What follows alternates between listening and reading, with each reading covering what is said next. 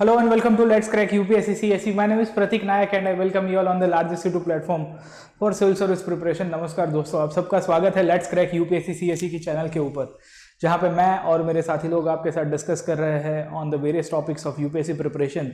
और मैं आपके साथ लेके आया हूँ फिर से एनसीईआरटी की सीरीज जो हमने प्रीवियस क्लास के अंदर पढ़ना शुरू किया था, डिस्कस करना शुरू किया था और उसको डिटेल वे के अंदर बहुत कॉम्प्रिहेंसिव वे के अंदर कर रहे थे। तो अभी तक हमने स्टैंडर्ड 7, स्टैंडर्ड 6, स्टैंडर्ड 8 की एनसीईआरटी कर दी है, ये स्टैंडर्ड 9 की एनसीईआरटी कर रहे हैं, that is related on the world history. World history के ऊपर सबसे मोस्ट इंपॉर्टेंट टॉपिक जो फ्रेंच रिवॉल्यूशन है उसको हम लोग आज के क्लास के अंदर डिस्कस करेंगे। एंड एज ऑलवेज जो लोग ये प्लेटफॉर्म के ऊपर नए नए जुड़ रहे हैं उनको थोड़ा बहुत मेरे बारे में बता देता हूँ। पिछले 7 साल से पढ़ा रहा हूँ ऑनलाइन ऑफलाइन प्लेटफॉर्म्स के ऊपर।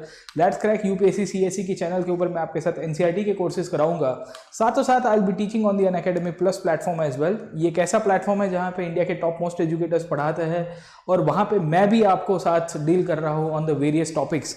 मैं आपको वेलकम करूंगा कि आप मेरे साथ जुड़िए on the Unacademy plus platform, क्योंकि मैं वहाँ पे आपके लिए लेके आ रहा हूँ अ comprehensive course on the ancient Indian history. 25 अगस्त को मैं शुरू कर रहा हूँ, जैसे भी आप टिकर पे भी नीचे देख रहे होंगे स्क्रॉल के ऊपर भी। 25th August I am starting with a comprehensive course on the ancient Indian history where I will be dealing with the ancient Indian history in a very comprehensive way. 52 hours के आसपास के session है। The session consist of 52 hours session, मतलब आप पकड़ के चलो कि 2 घंटे के हम लोग 26 सेशन लेने वाले हैं। 2 आवर्स डेली हमारे सेशन रहेंगे and there will be 26 sessions of 2 hours where I will be dealing in a comprehensive way right from the origin of stone age, जैसे ही पाषाण युग की शुरुआत होगी एंड स्टोन एज से लेके चलते चलते चलते चलते हम लोग डिस्कस करेंगे फाइनली एंशिएंट इंडियन हिस्ट्री को up till the 12th century, और आई वुड से दी 1000 सीई तक का पीरियड। मतलब आप पकड़ के चलो कि जो चोला एम्पायर, इसके अंदर भी हम लोग थोड़ा बहुत डिस्कस कर लेंगे। तो इस तरह से बहुत ही कॉम्प्रिहेंसिव हिस्ट्री है मेरा ये कोर्स है। मैं आपको वेलकम करूंगा कि आप हमारे साथ जुड़िए on the Unacademy plus platform. India के टॉप मोस्ट एजुकेटर्स यहाँ पढ़ाने वाले हैं, मैं भी पढ़ाता हूँ। अनअकैडमी के प्लेटफॉर्म के ऊपर आपको एक और एडवांटेज होगा, वो है लाइव क्लासेस को लेके। मैं यहाँ पे स्पेशल क्लास भी कंडक्ट करता हूँ और आज रात को, today night only at 9 PM, आज रात को 9 बजे मेरा स्पेशल क्लास है। मॉडर्न हिस्ट्री के प्रीवियस ईयर क्वेश्चंस को मैं डिस्कस करने वाला हूँ। We are having a 90-minute session for the modern Indian history where I'll be talking about the previous year's questions of the modern history, जो MCQs generally हम लोग discuss करते हैं, जो प्रीलिम्स के अंदर पूछने के लिए बहुत ज़रूरी होते हैं। उन सब टॉपिक्स को भी मैं डील करूंगा, जहां पे मैं एनालिसिस के साथ साथ आपको फैक्ट्स भी बताता रहूंगा और आपको समझाने की कोशिश करूंगा कैसे मॉडर्न हिस्ट्री को अप्रोच करना है। आज रात को है, फ्री क्लास है, प्लीज डाउनलोड द एप्लीकेशन। आपको अनअकैडमी की एप्लीकेशन डाउनलोड करनी है, वेबसाइट के द्वारा भी आप लॉग इन कर पाओगे।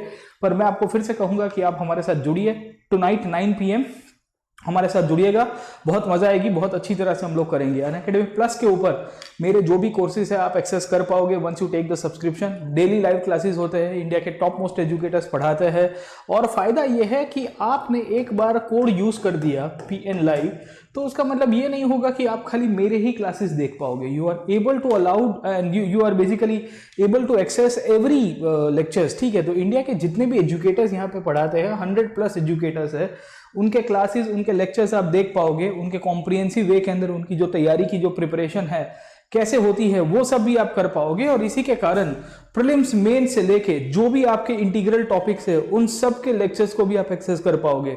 तो इसके लिए मैं आपको कहूंगा कि आप हमारे साथ अनअकैडमी प्लस के ऊपर जुड़िए। मेरे जितने भी मॉडर्न हिस्ट्री से लेके, एंशिएंट से लेके, मिडिवल से लेके, आर्ट एंड कल्चर के जो भी कोर्सेज चलते हैं वो भी देख पाओगे। अभी ही मैंने आपको एंशिएंट इंडिया के कोर्स के बारे में बताया, अभी मैं लॉन्च कर रहा हूँ 25 तारीख को। In next 3 days I am launching this course. इसके अलावा आपको रिकॉर्डेड सेशंस भी मिल जाएंगे प्रीवियस क्लासेस के, और जो नए क्लासेस आएंगे वो भी आप देख पाओगे। सब्सक्रिप्शन लेने के लिए आपको क्या करना है, डाउनलोड करनी है एप्लीकेशन को, और एप्लीकेशन को डाउनलोड करने के बाद आपको गोल अपना चूज करना है यूपीएससी सीएसई। जैसे ही आपने यूपीएससी सीएसई का गोल चूज किया उसके बाद आपको 2 प्रकार के सब्सक्रिप्शन के बारे में पूछा जाएगा।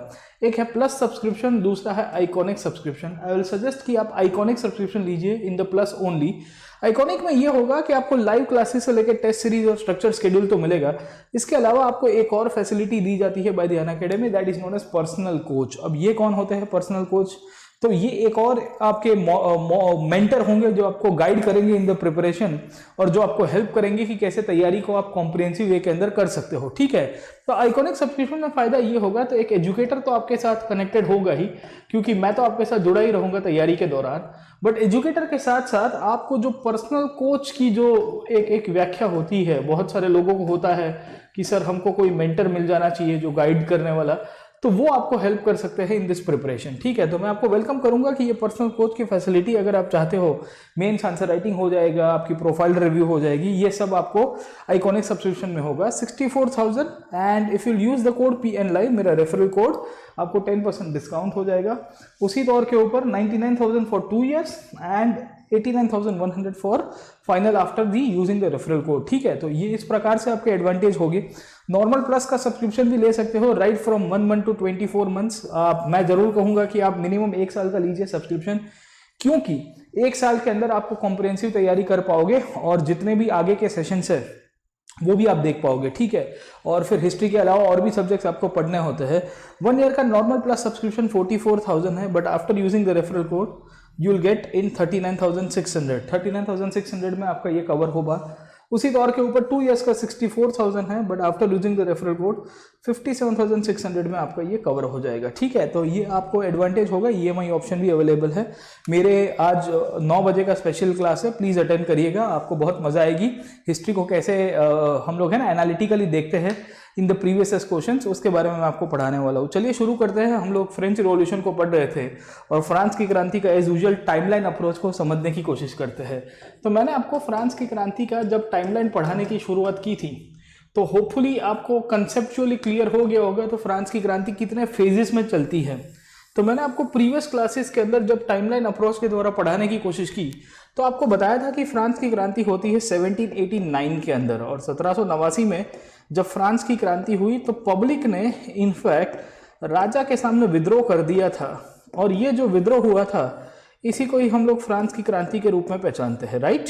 1789 में जब फ्रांस की क्रांति हुई, इसके बाद फ्रांस में चेंजेस आने की शुरुआत होती है, और फ्रांस 1791 तक आते आते हमने ये देखा कि कॉन्स्टिट्यूशनल मोनार्की के अंदर कन्वर्ट हो जाता है। कॉन्स्टिट्यूशनल मोनार्की का मतलब क्या था कि अब वहां पे राजाशाही रहेगी, पर एक संविधान लिखा जाता है और एक नई सरकार बनती है जिसे हम लोग नेशनल असेंबली के रूप में पहचानते हैं। 91 का पीरियड आगे चलता है। 1792 तक आते आते हमको ये देखने को मिला कि फ्रांस पहली बार रिपब्लिक बनेगा, एंड वी फाइंड कि राजाशाही को हटा दिया जाता है, और फ्रांस के जो राजा थे, कौन थे, लुई 16 को मार दिया जाएगा by the people of France, उसको गिलोटिन कर दिया जाता है, ठीक है, उसको है ना गला काट दिया जाता है। तो 1792 में फ्रांस रिपब्लिक बना। बात आगे चलती है धीरे धीरे, और 1792 से लेके 1795 तक का पीरियड हमको ये देखने को मिल रहा है कि फ्रांस के अंदर एक पार्टी पावर के ऊपर आएगी या क्लब पावर के ऊपर आएगा। ये क्लब का नाम था जैकोबीन। क्या नाम था? जैकोबीन। तो मैंने आपको बताया था कि जैकोबीन्स करके जो क्लब है वो पावर के ऊपर आएगा, और ये जो जैकोबीन्स थे इन्होंने इनफैक्ट किस तरह से फ्रांस के अंदर अपना दबदबा बनाया उसके बारे में भी मैंने आपको बात की थी। Jacobins were known for the reign of terror. मैंने आपको ये भी बताया था कि जैकोबिन्स जो भी थे उन्होंने इनफैक्ट जिस प्रकार से अपना हथकंडा अपनाया था, जिसके कारण फ्रांस के अंदर बहुत बड़ी हत्याएं होती है, बहुत सारा हत्याकांड हो गया, बहुत सारे लोगों को मार दिया जाता है, ठीक है। So we have discuss the reign of terror वाला टॉपिक्स, और मैंने आपको समझाने की कोशिश की कि रीन ऑफ टेरर क्या था, किस तरह से घटनाएं हुई। 1795 तक आ जाते। 95 से लेके 99 तक का जो पीरियड है, 1795 से लेके 1799 तक का पीरियड है, ये पीरियड में डायरेक्टरी रूल करती है। और मैंने आपको बताया था कि ये जो डायरेक्टरी थी उसमें 5 लोग थे पावर के ऊपर, और इनफैक्ट इन सब समय के दौरान हमको देखने को मिलता है कि फ्रांस के अंदर न्यू कॉन्स्टिट्यूशंस लिखे जाते हैं। तो मैंने आपको प्रीवियस क्लास के अंदर नए कॉन्स्टिट्यूशंस के बारे में बताया था। टोटल 3 नए बार संविधान लिखे गए हैं। 3 times the new constitutions were drafted in France, और ये तीनों के तीनों संविधान की जो प्रोविजंस थी वो भी मैंने आपको बताने की कोशिश की थी। अब देखिए, समझने की कोशिश करते हैं कि ये जो डायरेक्टरी पावर के ऊपर थी फ्रांस के अंदर, when the directory was ruling over France, ये जो फोर्सेस थे डायरेक्टरी के, जो लोग फ्रांस के ऊपर रूल कर रहे थे, इनके दौरान फ्रांस के अंदर क्या हो जाता है, पॉलिटिकल इंस्टेबिलिटी होती है। तो मैंने आपको बताने की कोशिश की थी कि कैसे पॉलिटिकल इंस्टेबिलिटी के कारण भी फ्रांस के अंदर बहुत सारा हंगामा होगा, और ये जो पॉलिटिकल इंस्टेबिलिटी आपके किसके दौरान होती है, इसके दौरान होगी, इनफैक्ट जैकोबिन्स के दौरान, डायरेक्टरी के दौरान जब होती है, when the political instability will be there during the period of the directory, what do we see, हमको क्या देखने को मिलता है, फ्रांस के अंदर सत्ता बदल जाएगी। 1799 से आसपास हमको देखने को मिलता है कि नेपोलियन करके जो इनफैक्ट इनका मिलिट्री का जनरल जो था वो पावर कैप्चर कर देगा। यही नेपोलियन पहले पावर के ऊपर आएगा 1799 के आसपास, और यही नेपोलियन फाइनली हमको देखने को मिलता है 1804 के आसपास अपने आप को कहता है कि I am the emperor of the French Republic. क्या कहता है? वो कहता है कि मैं फ्रांस के गणतंत्र का राजा हूं। अरे भाई साहब, कैसे आप गणतंत्र के राजा हो गए साहब? आप इधर गणतांत्रिक हो या आप राजाशाही के रूप में हो। You can not call yourself कि I am the emperor of the French republic. समझ में आ रहा है आपको? ठीक है, कैसे कोई इंसान अपने आप को राजा भी कहता है और कहता है मैं गणतंत्र का राजा हूं। अगर आप राजा हो तो योर सिस्टम इज मोनार्की, आप ऐसा नहीं कह सकते। पर नेपोलियन एक ऐसा बंदा था जो कहता है कि I am the emperor of the French Republic. ये चीज दर्शाती है कि नेपोलियन के दिमाग में फ्रांस को लेकर कल्पना क्या थी, what was his thought on France. ठीक है, तो नेपोलियन 1804 तक आते आते पावर कैप्चर करेगा, और पावर को जब वो कैप्चर करते हैं उसके बाद समय आगे चलेगा। अब देखिए क्या होता है, व्हाट इज हैपनिंग। 1804 मतलब 1799 में ही नेपोलियन पावर के ऊपर आ चुका था। 1804 में अपने आप को एम्परर करता है, और 1815 तक नेपोलियन रूल करेगा। ही will B ruling in France up till the year 1815। 1815 में नेपोलियन का पराजय हो गया at the battle of Waterloo. याद रखेगा, वाटरलू की लड़ाई में जब नेपोलियन का पराजय हुआ उसके बाद फाइनली हमको फ्रांस की क्रांति की जो आग है वो थमती हुई दिखेगी। We find that the fire in the French revolution will be reducing over a period of time. अब सवाल समय ये आता है कि फ्रांस की जो क्रांति हुई उसमें अलग अलग फेजेस में आपकी क्रांति होती है। तो आपको पहला तो पॉइंट पता होना चाहिए कि what are the different phases of the French revolution. So the French revolution started in the year 1789, went to 1791, 1792, 95, 99, 1804 and 1815. These are all the landmark years of the French Revolution. France की क्रांति के सबसे landmark year है। और अब हम लोग आज के क्लास के अंदर जो पढ़ने वाले हैं वहां पे हम लोग देखेंगे कि द रोल ऑफ नेपोलियन। क्या देखेंगे हम लोग? रोल ऑफ नेपोलियन, और समझने की कोशिश करेंगे कि नेपोलियन जैसा इंसान क्यों पावर के ऊपर आ गया।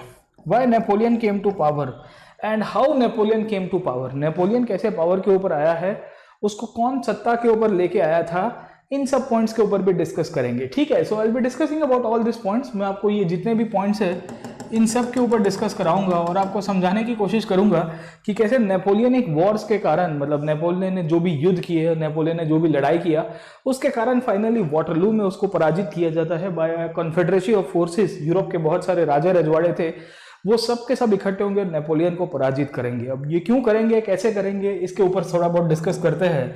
And let us go to the main topic of Napoleon, कि नेपोलियन कैसे पावर के ऊपर आता है, नेपोलियन किस तरह से अपना दबदबा एस्टेब्लिश करेगा, और नेपोलियन कैसे फ्रांस के अंदर एक नई शासन पद्धति लाने की कोशिश करता है। इन सब टॉपिक्स के ऊपर आपको डिस्कस कराता हूँ। Let me jump to the slides. मैं आपको वो स्लाइड्स के ऊपर लेके जाता हूँ थोड़ा बहुत कि क्या होता है नेपोलियन के रोल के अंदर, और नेपोलियन कैसे इनफैक्ट रूलर के रूप में आ जाता है। ठीक है, अब देखिए, जब हम लोग नेपोलियन की बात करेंगे तो नेपोलियन कैसे पावर के ऊपर आया, पहले उसको समझाता हूँ। लेट मी एक्सप्लेन यू कि how the Napoleon came to power. ठीक है, तो नेपोलियन आता है पावर के ऊपर करीबन 1799 के आसपास का पीरियड है। कब है? 1799। और फ्रांस की क्रांति के अंदर आपको यही नेपोलियन एज ए रूलर के ऊपर एक क्वेश्चन पूछा गया है। एक बार क्वेश्चन पूछा था, Napoleon as a child and destroyer of the revolution. क्या पूछा था? Napoleon as a child and destroyer of revolution. एक क्वेश्चन पूछा गया है कि नेपोलियन बालक भी है एंड उसको तोड़ने वाला भी है।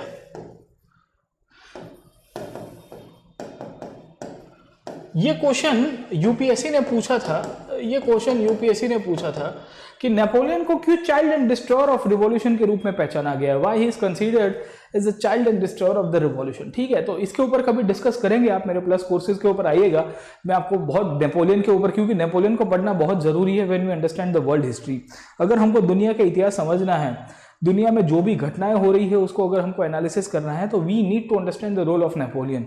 जब तक हम नेपोलियन के रोल को नहीं समझेंगे तो दुनिया का इतिहास यहाँ से वहाँ क्यों हो रहा है, दुनिया क्यों बदल रही है, इन सब के बारे में नेपोलियन का अपना खुद का एक रोल प्ले है, उसके बारे में हमको जानकारी रखनी चाहिए। अब देखिए, नेपोलियन एज ए रूलर के रूप में किस तरह से वो पावर के ऊपर आया और नेपोलियन ने इनफैक्ट कैसे सत्ता कब्जे की, पहले उसको डिस्कस करते हैं, उसके बाद आगे के टॉपिक के ऊपर डिस्कस करेंगे। अब प्रश्न ये आता है कि नेपोलियन क्यों इनफैक्ट सत्ता के ऊपर आया और नेपोलियन इनफैक्ट फ्रांस के अंदर कैसे अपनी सत्ता दबदबा में करता है। अब याद रखें, नेपोलियन का पावर के ऊपर आना बहुत ही लाजमी बात थी। Napoleon was suppose to come to power in France. मैं उसके लिए क्यों बता रहा हूँ, उसके पीछे का कारण बताता हूँ। 1795 तक आते आते फ्रांस के अंदर पॉलिटिकल इंस्टेबिलिटी आ चुकी है।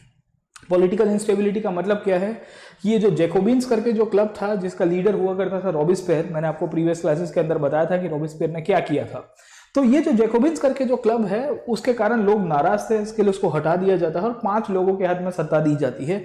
इन्होंने भी अपना नया कॉन्स्टिट्यूशन लिखा था, मैंने आपको राइट टू वोट के बारे में और इन सब के बारे में बताया हुआ है प्रीवियस क्लासेस के अंदर।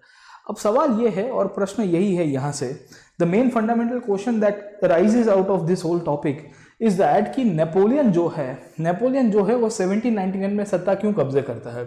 तो अगर आपको थोड़ा बहुत डायरेक्टरी का पीरियड पता होगा, तो डायरेक्टरी में मैंने आपको बताया था कल के क्लास के अंदर कि 5 लोग थे पावर के ऊपर। बट ये पीरियड ऐसा था जहां फ्रांस के अंदर कॉन्स्टेंटली पॉलिटिकल इंस्टेबिलिटी थी। पॉलिटिकल इंस्टेबिलिटी का मतलब क्या है कि भाई साहब वहां पे राजकीय रूप से कोई स्थिरता नहीं थी, और जब राजकीय स्थिरता नहीं होती है तो पावर सेंटर्स उभर के आते हैं। समझ में आ रहा है कि नहीं आ रहा है?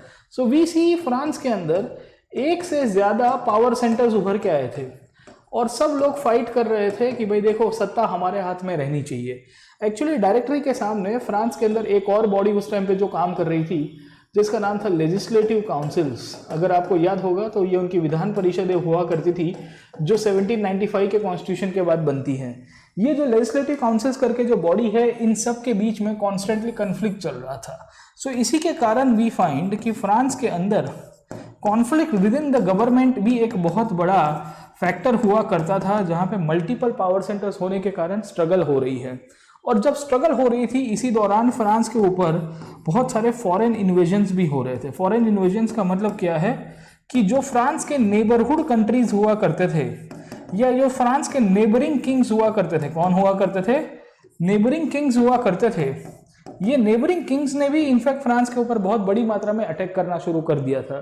So because all this things took place, ये सब की सब घटनाएं उस दौरान हो रही थी फ्रांस के अंदर, तो हमको यही जानकारी मिलती है कि नेपोलियन जो उस टाइम के अंदर फ्रांस की आर्मी के अंदर बैठा हुआ एक जनरल हुआ करता था, जो उस टाइम पे फ्रेंच आर्मी के अंदर बैठा हुआ एक जनरल हुआ करता था, ये नेपोलियन के लिए एक सिचुएशन बहुत ही राइट हो चुकी थी कि वो फ्रांस के अंदर आएगा और जब पावर को कैप्चर करेगा तो उसको कोई नहीं रोक पाएगा। समझ में आ रहा है कि नहीं आ रहा है आपको? ठीक है।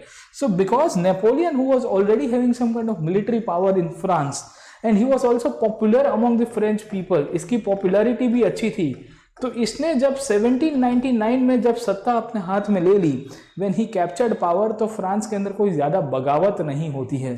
Even French people were happy कि देखो हमारे लिए कोई तारनहार आया, हमारा कोई इनफैक्ट एक ऐसा बंदा आया जो हमको लिबरेट कराने के लिए बैठा है। ठीक है।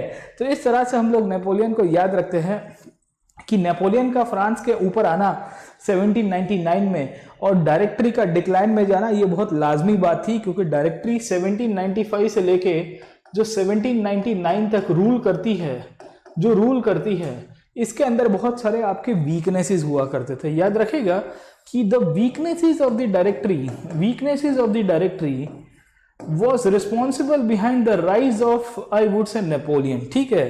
तो नेपोलियन के राइज के पीछे के कारण अगर आप देखोगे तो बहुत सारे मिलेंगे, बट मैं आपको यही समझाने की कोशिश कर रहा हूं कि भाई नेपोलियन को जब हम समझते हैं ऐतिहासिक एक पात्र के रूप में, तो उसके पीछे और आगे की आपको बहुत सारी घटनाएं पता होनी चाहिए, तब जाके आप नेपोलियन को जस्टिफाई कर पाओगे।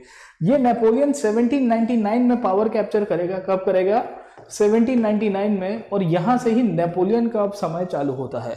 अब नेपोलियन क्या करता है फ्रांस के अंदर, उसको थोड़ा बहुत समझने की कोशिश करते हैं। Let us try to understand the story of Napoleon and how will be doing the reforms in France. अब याद रखिएगा 1799 से लेके 1804 तक और 1804 से लेके 1815 तक, या मैं कहूँगा 1813 और फाइनली 1815 तक, इस तरह से नेपोलियन को हम लोग समझने की कोशिश करेंगे। अब आप समझिए कि 1799 में जब नेपोलियन पावर के ऊपर आता है तो ही will B establishing he will B establishing a new government. Napoleon क्या करता है? एस्टैब्लिशिंग अ न्यू गवर्नमेंट, एक नई सरकार बनाएगा नेपोलियन। और ये जो नई सरकार थी इसके अंदर डायरेक्टरी का एक मेंबर को भी इंक्लूड किया जाएगा, ठीक है। सो व्हाट ही डिड तो includes one member of directory, directory का जो एक मेंबर था उसको अपने साथ इंक्लूड कर देता है नेपोलियन, और कहता है कि देखो बेटा, मैं तुमको यहाँ पे थोड़ा बहुत लॉलीपॉप दे दूंगा, तुमको बगावत नहीं करनी है। तो इस तरह से नेपोलियन ने इनफैक्ट 79 में सत्ता हाथ में ले ली। उसके बाद 1804 तक आते आते नेपोलियन अपने आप को एम्परर के रूप में डिक्लेयर करता है। अब आप समझने की कोशिश करो कि जब नेपोलियन अपने आप को डिक्लेयर करेगा कि अब मैं एम्परर हो गया हूं, अब मैं राजा बन चुका हूं, इस दौरान नेपोलियन ने बहुत सारे रिफॉर्म्स करने शुरू कर दिए थे, ठीक है। So what do we see कि नेपोलियन जो है एक शासक के रूप में बहुत सारे रिफॉर्म्स को इनिशिएट करता है, and because he will B initiating multiple reforms in France, उसके कारण ये पॉपुलर भी होगा। जैसे पॉलिटिकल रिफॉर्म्स उसने किए, पुरानी जो शासन पद्धति थी उसको कंप्लीटली अबॉलिश करवाया, रिलीजियस रिफॉर्म्स किए, फ्रांस को सेक्युलर स्टेट बनाने की कोशिश की गई पूरी तरह से, इंक्लूडिंग चर्च और स्टेट के बीच में एक फिर एस्टैब्लिशमेंट भी की थी है। इसके साथ साथ नेपोलियन ने इटली के ऊपर आक्रमण किया था और वहां पे पोप की जो सत्ता थी वो ले ली थी। ये वही नेपोलियन था जिसने ब्रिटेन के सामने भी बहुत बड़ा आंदोलन किया था, विद्रोह करने की कोशिश की थी, वो ब्रिटेन को घेरने की कोशिश की थी via the policy of continental system. ये आप पढ़ोगे किताबों के अंदर, जब आप नेपोलियन के बारे में देखोगे तो नेपोलियन को एक शासक के रूप में जब समझा जाता है तो उसने बहुत सारे रिफॉर्म्स किए थे।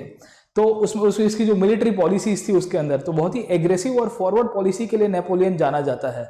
Napoleon is known for very forward and aggressive policy in whole of Europe. तो उसने इस दौरान बहुत सारे चेंजेस किए। तो 1804 तक आते आते जब वो एम्परर अपने आप को डिक्लेयर करेगा तो लोग मना नहीं करेंगे, वो कहेंगे कि अच्छा हुआ नेपोलियन हमारे ऊपर राजा बन के बैठ गया है। मतलब आप समझने की कोशिश करो कि फ्रांस की क्रांति क्यों हुई थी, why the French revolution had taken place.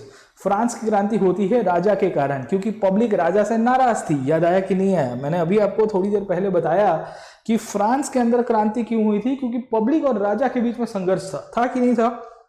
Public और राजा के बीच में संघर्ष है, इसके कारण फ्रांस की क्रांति हुई। ये पब्लिक और राजा के बीच में संघर्ष इतना भारी हो गया तो राजा को हटा दिया गया और धीरे धीरे फ्रांस आगे चला गया। फिर से 1804 में एक बंदा आके कहता है कि मैं एम्परर बन गया हूं। क्या कह रहा है? कि I am the emperor of the French Republic. ये कह रहा है कि मैं फ्रांस के गणतंत्र का राजा हूं। Still the people of France accepted Napoleon as their king. उन्होंने कहा कि कोई बात नहीं, अच्छी बात है, हमारे लिए नेपोलियन आएगा, ठीक है। तो ये नेपोलियन की थोड़ी बहुत ब्रीफ स्टोरी है। ये आपकी स्टोरी आपको पता होनी चाहिए कि नेपोलियन क्यों इस प्रकार से इनफेक्ट चीजें करने की कोशिश करेगा। अब देखिए नेपोलियन को क्यों याद रखते हैं इतिहास में। तो नेपोलियन को याद रखने की स्टोरी आपको समझाने की कोशिश करूंगा कि नेपोलियन ने 1804 में अपने आप को एम्परर के रूप में इनफैक्ट डिक्लेयर कर दिया और कहा कि भाई मैं फ्रांस के गणतंत्र का एकमात्र राजा हूं।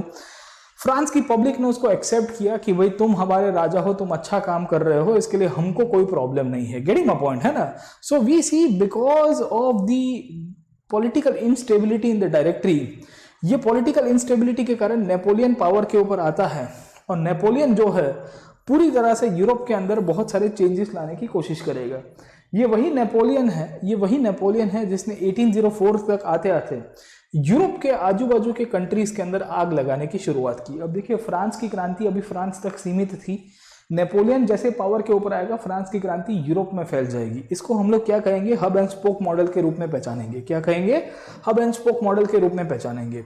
नेपोलियन जैसे पावर के ऊपर आता है, नेपोलियन जैसे पावर के ऊपर आया, नेपोलियन ने क्या किया कि फ्रांस की जो क्रांति थी और फ्रांस के अंदर की जो रिफॉर्म्स थे, ये रिफॉर्म्स को नेपोलियन पूरे यूरोप के अंदर फैलाने की कोशिश करेगा। समझ में आ रहा है आपको? So Napoleon will be trying to spread the idea of the French revolution outside France.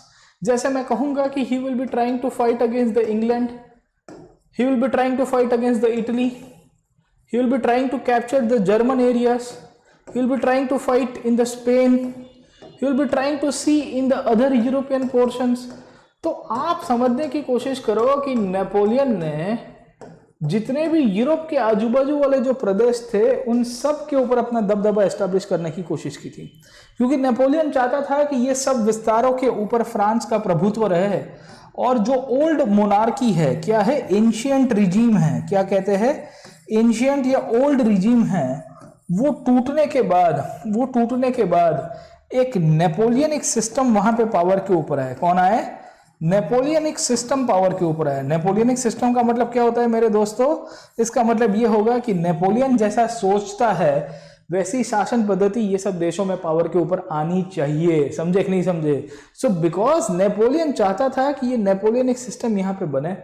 Napoleon चाहता था कि यहाँ पे एंशियंट और जो ओल्ड रिजीम है, एंशियंट और ओल्ड रिजीम जो है वो पूरी तरह से टूट जाए। और इस तरह से उसने फ्रांस के अंदर की जो क्रांति थी वो 1799 ऑनवर्ड से 1804 तक और 1804 से लेके 1815 तक पूरे यूरोप के अंदर फैला दी। और इसी के लिए बहुत सारे हिस्टोरियंस कहते हैं कि he is known as the architect of modern Europe. क्या कहते हैं?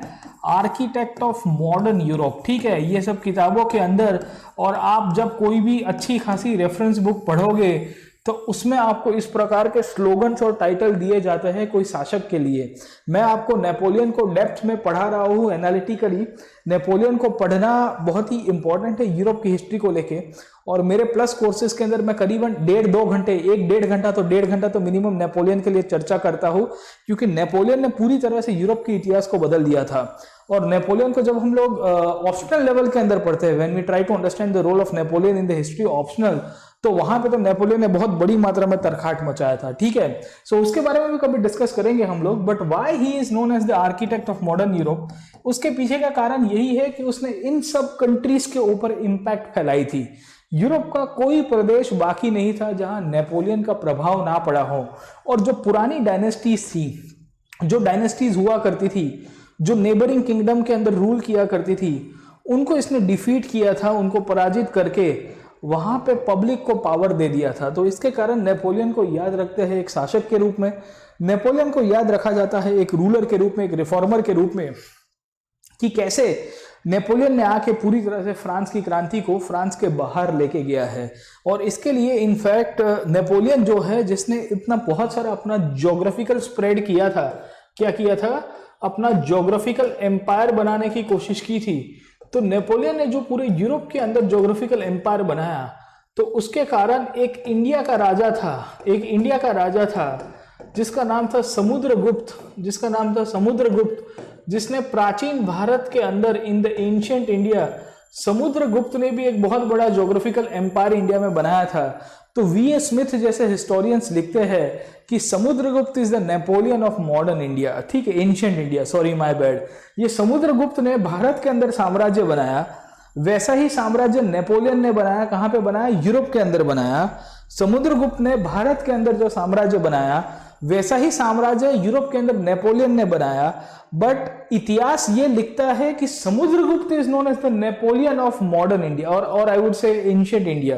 अरे भाई साहब, तुमको लिखना है तो तुमको ये लिखना पड़ेगा कि Napoleon is known as the Samudragupta of the Europe. क्या कहा जा सकता है? कि ये यूरोप के समुद्रगुप्त के समकक्ष था, ना कि ये बंदा जो है ये नेपोलियन के समकक्ष था। क्योंकि नेपोलियन हो गया 18th सेंचुरी में, समुद्रगुप्त अगर आप देखने की कोशिश करोगे 4th और 5th सेंचुरी के बीच में आपको मिलेंगे। तो who will be more powerful कौन होगा साहब? ठीक है, नेपोलियन होना चाहिए या समुद्रगुप्त होना चाहिए? तो डेफिनेटली समुद्रगुप्त होना चाहिए। खैर, पर वो तो क्या, हिस्टोरियंस ने ये छेड़खानी की है। और ये जो ब्रिटिश पर्सपेक्टिव से जो हिस्ट्री हमने पढ़ा है, ये ब्रिटिश पर्सपेक्टिव से हिस्ट्री पढ़ने के कारण ये सब चीजें होती रहेगी। चलिए ठीक है, अब समझने की कोशिश करते हैं और आगे देखते हैं कि फर्दर डेवलपमेंट क्या होता है। और फर्दर डेवलपमेंट के रूप में जो हिस्टोरिकल चेंजेस हुए, नेपोलियन ने क्या क्या करने की कोशिश की, उसके बारे में देखते हैं। अब देखिए नेपोलियन क्या करता है। नेपोलियन ने उसके आजू बाजू के यूरोप के जितने भी कंट्रीज थे, वहां पे जो पुरानी डायनेस्टीज थी उन सबको तोड़ दिया। और उसके बाद वहां पे जो किंगडम्स हुआ करते थे, वहां पे रॉयल फैमिली के मेंबर्स को हटा के अपने खुद के फैमिली मेंबर्स को बिठाना शुरू कर दिया। अब नेपोलियन ने क्या क्या किया है, अब मैं आपको एग्जांपल दूंगा नेपोलियन का। जर्मनी के अंदर अगर आप समझने की कोशिश करोगे तो नेपोलियन ने जर्मनी के अंदर अपनी क्रांति की, वहां पे अपनी एक फैमिली मेंबर को बिठाया। इटली के अंदर उसने ये किया, स्पेन के अंदर उसने ये किया। तो बहुत सारी जगह के ऊपर नेपोलियन ने अपने फैमिली मेंबर्स को बिठाया और जो पुरानी डायनेस्टीज थी उसको रिमूव कर दिया है सत्ता से, और कहा गया है कि देखो तुम अभी यहाँ पे रूल नहीं कर सकते। तो ये तो नेपोलियन का एक प्रभाव था जो फ्रांस के इतिहास के ऊपर हमको मिलेगा। पर इस तरह से नेपोलियन ने बहुत सारे चेंजेस करने की कोशिश की। अब देखिए नेपोलियन के और क्या रिफॉर्म्स हुआ करते थे, what were the other reforms of Napoleon, ठीक है। तो नेपोलियन के जो अदर रिफॉर्म्स हुआ करते थे उसको थोड़ा बहुत समझने की कोशिश करते हैं। और नेपोलियन अपने आप को एक मॉडर्नाइजर के रूप में पहचानता था। नेपोलियन क्या कहता था कि मैं आधुनिकवादी इंसान हूं। एंड नेपोलियन कहता था कि मैं एक आधुनिकवादी इंसान हूं। नेपोलियन क्या कहता था? नेपोलियन कहता था कि मैं एक आधुनिकवादी इंसान हूं जहां पे पूरी की पूरी जो शासन पद्धति है वो शासन पद्धति मैं पूरी तरह से रिफॉर्म्स करने की कोशिश करूंगा। और यहां से नेपोलियन के सेकंड टॉपिक के ऊपर समझने की कोशिश करेंगे। तो हम लोग देखने की कोशिश करते हैं कि नेपोलियन ने क्या क्या रिफॉर्म्स किए थे। तो एक तो पॉलिटिकल रिफॉर्म्स ऑफ नेपोलियन आपको याद रहेगा, you will be able to remember what are the political reforms that were initiated by the Napoleon, उसका क्या सिग्निफिकेंस था, हमने ये समझने की कोशिश की। अब साथों साथ देखने की कोशिश करते हैं कि नेपोलियन क्या और फर्दर रिफॉर्म्स करेगा, किस तरह से नेपोलियन अब चेंजेस लाने की कोशिश करता है यूरोप के अंदर। अब एनसीईआरटी क्या लिखता है नेपोलियन के बारे में, उसके बारे में थोड़ा समझते हैं। एनसीईआरटी लिखता है कि Napoleon saw himself as a moderniser of Europe, कि भाई आधुनिक यूरोप का निर्माता वही है, आधुनिक यूरोप को आगे लेके जाने वाला बंदा भी यही है। He introduced many laws such as the protection of private property and a uniform system of weights and measures adopted provided by the decimal system। अब देखिए ये बहुत ही इंपॉर्टेंट टॉपिक मैं आपको समझाने की कोशिश कर रहा हूँ। जब कोई भी राजा यहाँ पे एक यूनिफॉर्म वेट्स एंड मेजर्स को इंट्रोड्यूस कराता है, उसका मतलब ये हो रहा है कि you are doing some kind of standardization in the economy. समझ में आ रहा है आपको? आप इनफैक्ट जब तक स्टैंडर्डाइजेशन नहीं करोगे तब तक आपका यूनिफॉर्मिटी नहीं आएगी और इकोनॉमिक ग्रोथ और इकोनॉमिक जो डेवलपमेंट है वो नहीं हो पाएगा।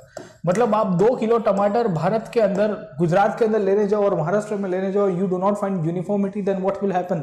हाँ, गुजरात में 2 किलो टमाटर लोगे तो आपको इतने सारे टमाटर मिलेंगे, महाराष्ट्र में 2 किलो टमाटर लेने जाओगे तो आपको 2 छोटे छोटे टमाटर दे देगा। और फिर महाराष्ट्र वाला जो दुकानदार है वो आपको ये बोल देगा कि भाई साहब हमारे यहाँ पे तो इतने छोटे 2 किलो के टमाटर आ जाते हैं। ठीक है, तो कहने का मतलब ये है मेरा कि जब आप यूनिफॉर्मिटी लाते हो कोई भी चीज के अंदर, और वेट्स एंड मेजर्स में तो यूनिफॉर्मिटी लाने की बहुत जरूरी है, क्योंकि जब तक हम लोग नहीं लाएंगे यूनिफॉर्मिटी तब तक हमारा इकोनॉमिक ग्रोथ और इकोनॉमिक जो ट्रेड एंड कॉमर्स है वो नहीं बढ़ पाएगा। ठीक है, तो उस टाइम पे फ्रांस के अंदर ट्रेड एंड कॉमर्स को बढ़ाने के लिए नेपोलियन ने काफ़ी सारे रिफॉर्म्स किए, और ये रिफॉर्म्स के रूप में हमको इसको इनफैक्ट समझने की कोशिश करते हैं कि इसने ट्रेड एंड कॉमर्स को काफ़ी अच्छी तरह से इंट्रोड्यूस किया। In fact he is known for the beautification of France. उसने पूरी तरह से ब्यूटिफाई किया था। और कैसे ब्यूटिफिकेशन करने की कोशिश की थी कि पेरिस की जो सड़कें हैं वो पेरिस की सड़कों को बहुत ही अच्छी तरह से उसने, है ना, अलग प्रकार से डेकोरेट किया था। वहाँ पे अलग अलग मॉन्यूमेंट्स बनाए थे, जैसे हमारे यहाँ दिल्ली के अंदर आप बुलीवर्ड देखते हो, आपने देखा होगा, जो आपका न्यू दिल्ली वाला जो रीजन है जहाँ पे आपके प्राइम मिनिस्टर, राष्ट्रपति भवन और जो भी वीवीआईपी एरिया है दिल्ली का, वहाँ पे आपने देखा होगा कि एक सड़क के बीच में दोनों साइड से आपको, है ना, एकदम ग्रीनरी दिखने को मिलती है। ये क्यों दिखने को मिला? ठीक है, एक्चुअली दिल्ली का बहुत सारा आर्किटेक्चर जो है वो फ्रेंच आर्किटेक्चर से भी थोड़ा बहुत बोरो किया गया था। और दिल्ली की जो स्ट्रीट्स है, दिल्ली की जो गलियां है, न्यू दिल्ली की बात करो, मैं ओल्ड दिल्ली की नहीं, ओल्ड दिल्ली तो शाहजहां ने बनाया था, हमने आपको प्रीवियस क्लास के अंदर बताया था। ठीक है, तो ये जो न्यू दिल्ली की जो स्ट्रीट्स है, जो नई दिल्ली जो है पूरी तरह से वो जो बनाया गया है वो बहुत ही आधुनिक तरीके से उसको बनाया गया है, और उसमें फ्रांस की ब्यूटिफिकेशन की झलक भी आपको मिल जाएगी। तो ये जो ब्यूटिफिकेशन का कंसेप्ट है ये आपको नेपोलियन के द्वारा मिलेगा। नेपोलियन काफ़ी सारे इसके अंदर भी रिफॉर्म्स करेगा, और इंक्लूडिंग प्राइवेट प्रॉपर्टी का इनफैक्ट प्रोटेक्शन का कंसेप्ट लेके आता है। अब देखो ये क्यों लेके आया गया है। प्राइवेट प्रॉपर्टी उस टाइम पे बहुत सारे लोगों की ले ली जाती थी बाय द स्टेट, और मैंने आपको बताया था कि 26 अगस्त 1789 के जो डिक्लेरेशन था, द डिक्लेरेशन ऑफ 26 अगस्त 1789, उसमें भी ये आपकी प्राइवेट प्रॉपर्टी का कंसेप्ट था। और उसके अंदर ये जो प्राइवेट प्रॉपर्टी का कंसेप्ट था जिसके अंदर ये बहुत सारी, है ना, कन्फ्लिक्ट को भी हाईलाइट किया गया था। तो नेपोलियन को जब हम लोग देखते हैं एक शासक के रूप में, तो नेपोलियन ने उसको प्रोटेक्शन करने की कोशिश की, और इसी के कारण फ्रांस के फ्रांस के जो लोग हैं उसको इनफैक्ट लिबरेटर के रूप में कंसिडर किया करते थे। लिबरेटर का मतलब क्या है कि नेपोलियन आएगा और हमारे लिए अच्छा दिन लेके आएगा। अब नेपोलियन ने क्या किया कि फ्रांस की जो पब्लिक थी उसको तो बहुत खुश रखा। नेपोलियन का अगर आप देखोगे तो फ्रेंच पीपल जो है, the people of France were very happy with the Napoleon. उनको तो लग रहा था कि भाई नेपोलियन आ गया है, हमारे अच्छे दिन शुरू हो गए हैं। पर नेपोलियन के आजू बाजू वाले जो किंगडम्स थे, जैसे जर्मनी हो गया, जैसे इटली हो गया, जैसे स्पेन हो गया, और भी यूरोपियन एरियाज जो नेपोलियन ने कॉन्कर किए थे अपनी तलवार की धार के ऊपर, उसको अपने कब्जे में लिया था, वहां के लोग काफी नाराज हो जाते हैं। अब क्यों नाराज होते हैं? ठीक है, क्योंकि नेपोलियन ने क्या किया, जर्मनी को कॉन्क्वेस्ट किया, अपने फैमिली मेंबर को बिठाया, इटली को कॉन्क्वेस्ट किया, अपने फैमिली मेंबर को बिठाया, स्पेन को कॉन्क्वेस्ट किया, अपने फैमिली मेंबर को बिठाया। समझ में आ रहा है कि नहीं आ रहा है? व्हाट नेपोलियन डिड, नेपोलियन ने वैसे वैसे लोगों को सत्ता दे दी जहां पे कॉमन मैन के हाथ में पावर ही नहीं आया। तो फ्रांस के लोग जो है दे वर वेरी हैप्पी कि नेपोलियन आया पावर के ऊपर, बट बाजू के जो किंगडम्स के लोग थे वो नाराज हो जाते हैं। क्यों? क्योंकि नेपोलियन ने उनको इनिशियली ये प्रॉमिस किया था कि आपको सेल्फ डिटर्मिनेशन दूंगा। सेल्फ डिटर्मिनेशन का मतलब क्या है कि तुम खुद सत्ता के ऊपर बैठ पाओगे, कुछ मैं वैसे प्रोविजंस करके जाऊंगा। नेपोलियन ने पुरानी डायनेस्टीज को डिफीट किया। मैंने आपको बताया था कि ये पुरानी डायनेस्टीज को डिफीट करेगा नेपोलियन। पुरानी डायनेस्टीज को डिफीट करने के बाद नेपोलियन क्या करता है साहब, अपने ही भांजे भतीजों को बिठा देता है। समझ में आया कि नहीं आया? तो Napoleon wanted to rule this area like Spain, Germany, Italy with his own family members. वो अपने ही भाई बंधुओं के द्वारा ये सब रीजन्स को रूल करने के लिए, ये सब रीजन्स को कंट्रोल करने की एक पूरी की पूरी गेम प्लान बनाता है, एक पूरी की पूरी साजिश बनाता है। ठीक है, तो नेपोलियन के ऊपर बहुत आरोप लगे कि यार ये बंदा हमारे लिए, हमने तो क्या सोचा था और ये क्या कर रहा है। तो इसी के कारण क्या होता है कि इनिशियली जो फ्रांस के लोग थे और यूरोप के लोग थे, ये नेपोलियन को लिबरेटर के रूप में देखते थे। इनको लगता था कि नेपोलियन घोड़ा लेके आएगा और हमको है ना आज़ादी दिलाएगा। But over a period of time Europe के अंदर बहुत सारे लोगों को लगने लग गया कि नेपोलियन आता है और आने के बाद एक इन्वेडिंग फोर्स के रूप में आके फ्रांस की हेजेमनी हमारे ऊपर क्रिएट करके जाता है। क्या करता है नेपोलियन?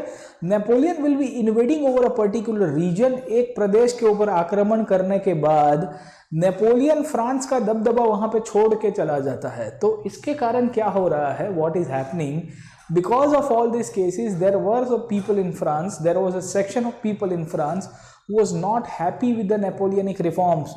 वो नाराज थे कि नेपोलियन जिस हिसाब से ये रिफॉर्म्स कर रहा है, नेपोलियन ने जिस हिसाब से अपना जो है ना वो पूरा का पूरा क्रांति का दबदबा फैलाया है, उससे कुछ होने वाला नहीं है। क्यों नहीं होने वाला है? क्योंकि फ्रांस के अंदर और यूरोप के अंदर जो शासन पद्धति थी उसको लेके बहुत बड़ा एक इशू क्रिएट हो गया। अब देखिए क्या हो रहा है कि यूरोप के जो भी किंग्स थे ना वो सबके सब नाराज हो गए। तो there were many kings of Europe who were not happy.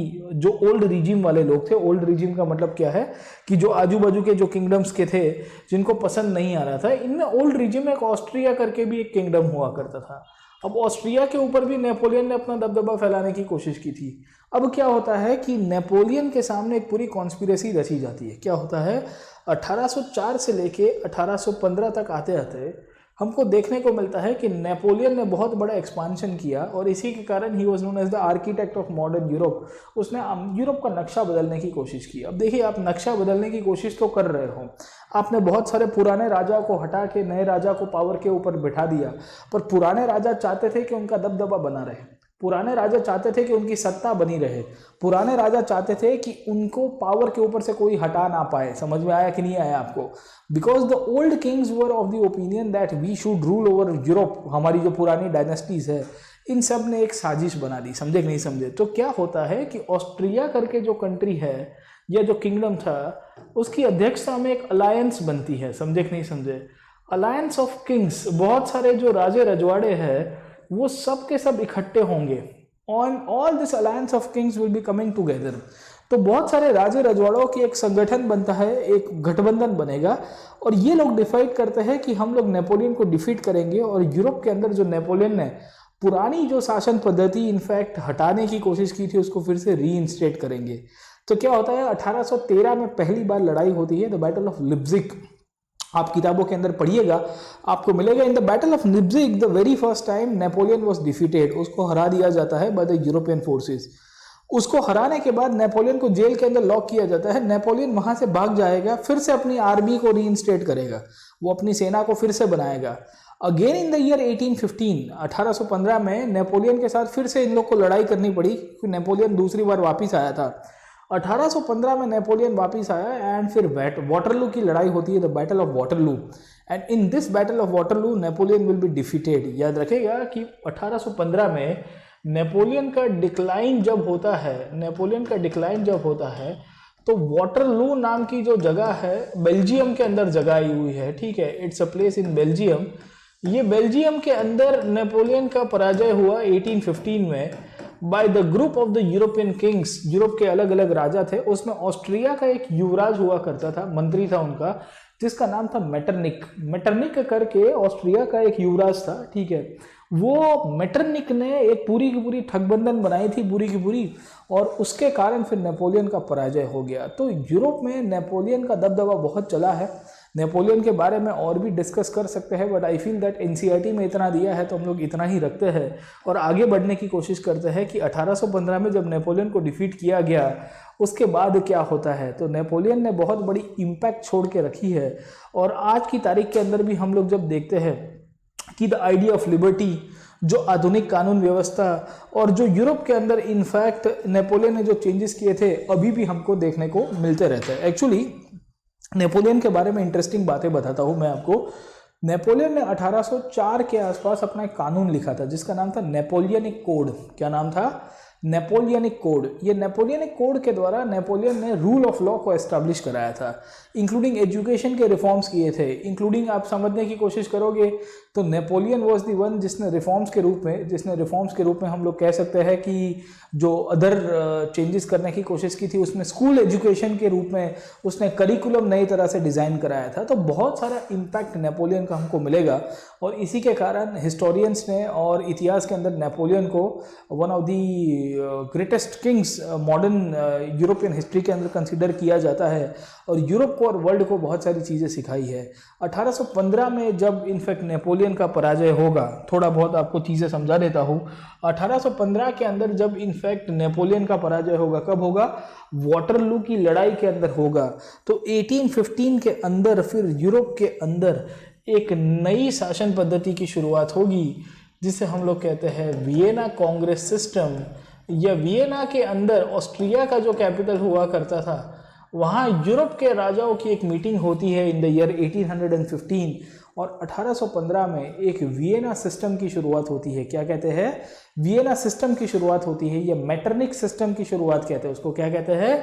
Metternich system कहते हैं, जहाँ पे नेपोलियन के द्वारा इनिशिएटेड जो भी रिफॉर्म्स थे उसको रोल बैक करवाया जाता है। और मेटरनिक जो ऑस्ट्रिया का युवराज था, इसने जो यूरोप के अंदर जो नेपोलियन ने जो भी फंडामेंटल चेंजेस किए थे from the year 1799 till the year 1815, उसको पूरी तरह से बदल दिया। ठीक है, तो ये आपके अभी सिलेबस के अंदर नहीं है, it is not given in your books, इसके लिए मैं नहीं जा रहा हूँ। पर इस तरह से फ्रांस की क्रांति का एक टाइमलाइन का कंसेप्ट है, उसमें हमने नेपोलियन तक की पूरी पढ़ाई को कॉम्प्रिहेंसिव वे के अंदर करने की कोशिश की है।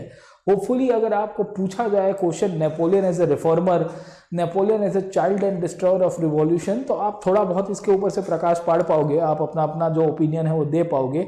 बट पर्सनली मेरा मानना यह है कि वर्ल्ड हिस्ट्री को एनसीईआरटी के बाहर भी पढ़ना पड़ेगा। और जो नई एनसीईआरटी इसमें इतना दिया हुआ है, काफ़ी इंटरेस्टिंग दिया हुआ है, बट इसके बाहर भी आपको समझना ज़रूरी है क्योंकि वर्ल्ड हिस्ट्री के ऊपर क्वेश्चंस जो आते हैं काफ़ी आपको है ना कॉम्प्रिहेंसिव क्वेश्चंस पूछे जाते हैं। इनफैक्ट ये जो क्वेश्चंस है, ये क्वेश्चंस को जब हम लोग एनालिसिस करते हैं तो हमको देखने को मिलता है कि इसमें इंटरडिसिप्लिनरी क्वेश्चंस बहुत पूछता है। मतलब फ्रेंच रिवॉल्यूशन और अमेरिकन रिवॉल्यूशन का दोनों का आउटकम अभी लास्ट ईयर के मेंस के अंदर पूछा था, 2019 की मेंस में। आपको वो क्वेश्चन के बारे में भी थोड़ा बहुत डिस्कस कराऊंगा।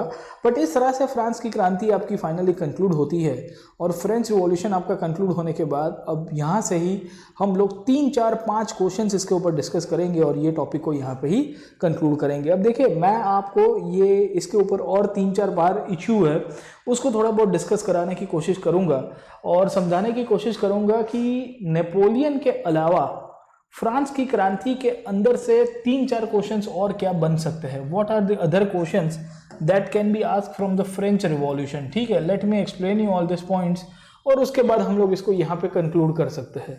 अब जब हम लोग जितने भी पॉइंट्स को देखते हैं, when we try to understand all the points of the revolution, तो आपको 3-4 पॉइंट के बारे में पता होना चाहिए।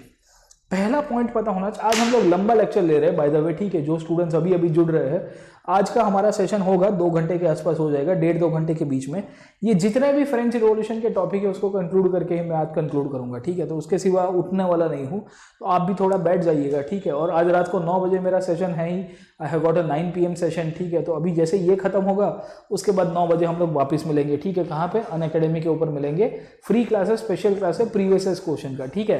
तो ये खत्म होने के बाद वहाँ पे आइए, तो दोनों हम लोग साथ में करेंगे, ठीक है। बहुत मजा आएगी, चलिए, ठीक है ना। तो वहाँ पे भी आपके जो भी डाउट्स होंगे मॉडर्न हिस्ट्री को लेके, MCQs करने वाले हैं, वो भी कराता रहूंगा। अब समझने की कोशिश करो, let us try to understand कि burning issues from the revolution. अब ये सब क्वेश्चंस को क्यों पूछा गया है? पहला क्वेश्चन पूछा गया है, did the women have the revolution, मतलब क्या है, role of women in the revolution. दूसरा, फ्रांस की क्रांति ने पूरी दुनिया को लिबर्टी, इक्वलिटी, फ्रेटर्निटी दी, पर क्या स्लेवरी सिस्टम के ऊपर क्या इंपैक्ट पड़ा था? एक क्वेश्चन ये भी पूछा गया है। तीसरा क्वेश्चन यहां से ये आता है कि रिवॉल्यूशन जब चल रहा था, रिवॉल्यूशन चलने का मतलब क्या है कि ये जो मल्टीपल फेजेस में आपकी क्रांति चल रही थी, right from 1789 till the year 1815, इस दौरान आपकी एवरीडे लाइफ के ऊपर क्या इंपैक्ट पड़ती है? क्या पड़ती है? एवरीडे लाइफ के ऊपर फ्रांस के अंदर जो कॉमन मैन था उसके ऊपर क्या इंपैक्ट पड़ती है? एक क्वेश्चन ये भी आएगा। और चौथा क्वेश्चन यहां से उभर के आता है, वो है legacy of the French revolution in the modern times. आज के दौरान फ्रांस की क्रांति हमको क्या समझाती है और फ्रांस की क्रांति हमको क्या सिखाती है, इन सब पॉइंट्स के ऊपर भी डिस्कस करेंगे, ठीक है। So I will be discussing on all this points. मैं ये सब के सब पॉइंट्स है इसके ऊपर डिस्कस करने वाला हूँ आपके साथ, और आपको समझाने की कोशिश करूंगा कि फ्रांस की क्रांति में फर्दर क्या डेवलपमेंट होगा, और फ्रांस की क्रांति जो होती है उसमें women abolition of slavery everyday life के अंदर और फ्रांस की क्रांति की लेगेसी कैसे चलती है, उन सब टॉपिक्स के ऊपर अब चले जाते हैं। Let us go to that topic and let us see what the topic explains. एक टॉपिक दिया गया है, did the women have a revolution, क्या वुमेन को भी रिवॉल्यूशन के अंदर भाग लेने का अधिकार था कि नहीं था? अब देखो, रिवॉल्यूशन कब शुरू हुआ? व्हेन द रिवॉल्यूशन स्टार्टेड, ठीक है। एक इंपॉर्टेंट टॉपिक है एक्चुअली, आजकल हिस्ट्री के अंदर एक नया डायमेंशन उभर के आया है, जिसे हम लोग कहते हैं कि हिस्टोरिकल पर्सपेक्टिव जो डेवलप करना है, उसमें अब हमको ये भी ध्यान रखना है कि जैसे इंडियन नेशनल मूवमेंट में देखेंगे तो इंडियन नेशनल मूवमेंट के अंदर एक बार यूपीएससी ने क्वेश्चन पूछा था, role of women in national movement, ठीक है, कि जो स्त्री है उनका क्या योगदान था, what was the contribution of the women leaders in the national movement. तो वैसा ही फ्रांस की क्रांति के अंदर वुमेन मेंबर्स का क्या योगदान था, ठीक है। एक क्वेश्चन आ सकता है, they can ask you a question कि what was the contribution of the women members in the French revolution, ठीक है। तो हम लोग जब देखते हैं तो हमको ये फोटोग्राफ से चीजें पता चलती है कि वुमेन का क्या योगदान था। अगर आप देख रहे हो तो वुमेन मेंबर्स जो है वो घोड़े पे ऊपर बैठे हुए जा रही है, ऐसा दिखाया गया है, दिख रहा है आपको। और ये फोटोग्राफ 1789 के आसपास का है, ये पेंटिंग है बेसिकली। ये पेंटिंग जो है 1789 के आसपास का है, जहां पे लिखाया गया है the Parisian women on their way to Versailles. Versailles का मतलब क्या है? जहां पे फ्रांस का राजा पहले रहा करता था। 1789 में जब क्रांति हुई पहले फेज के अंदर, कब होती है? 1789 में जब पहले फेज में क्रांति होती है तब की बात कर रहा हूं मैं, ठीक है। तो 1789 में जब क्रांति होती है तो उसकी बात की गई है।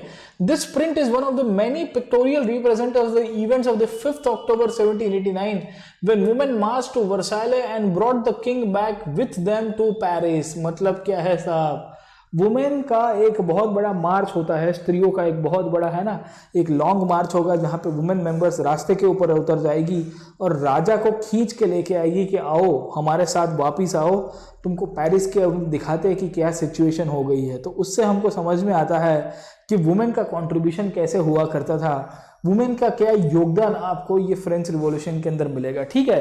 तो ये 2-3 पॉइंट्स आपको एनसीईआरटी के अंदर लिए गए हैं। They have written 2-3 points in the NCERT. पहले उसको थोड़ा समझाता हूं, फिर आगे समझने की कोशिश करेंगे। एक पॉइंट दिया गया है, describe the persons represented in the figure 12, ठीक है। They are their postures, actions and the object they are carrying. Look carefully to see whether all of them come from the same social group. क्या जितनी भी स्त्री है ये photograph के अंदर, क्या सबकी सब एक ही समाज से आती है या अलग अलग समाज से आती है, ठीक है।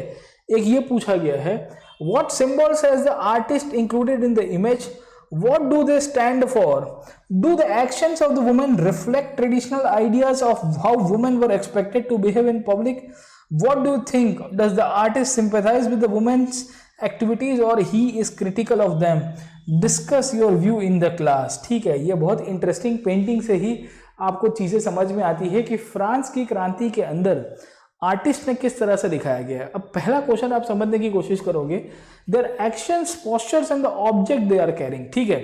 अब आप समझने की कोशिश करो कि कौन कौन स्त्रियों के हाथ में तलवार है। दिख रहा है आपको? Can you see over here?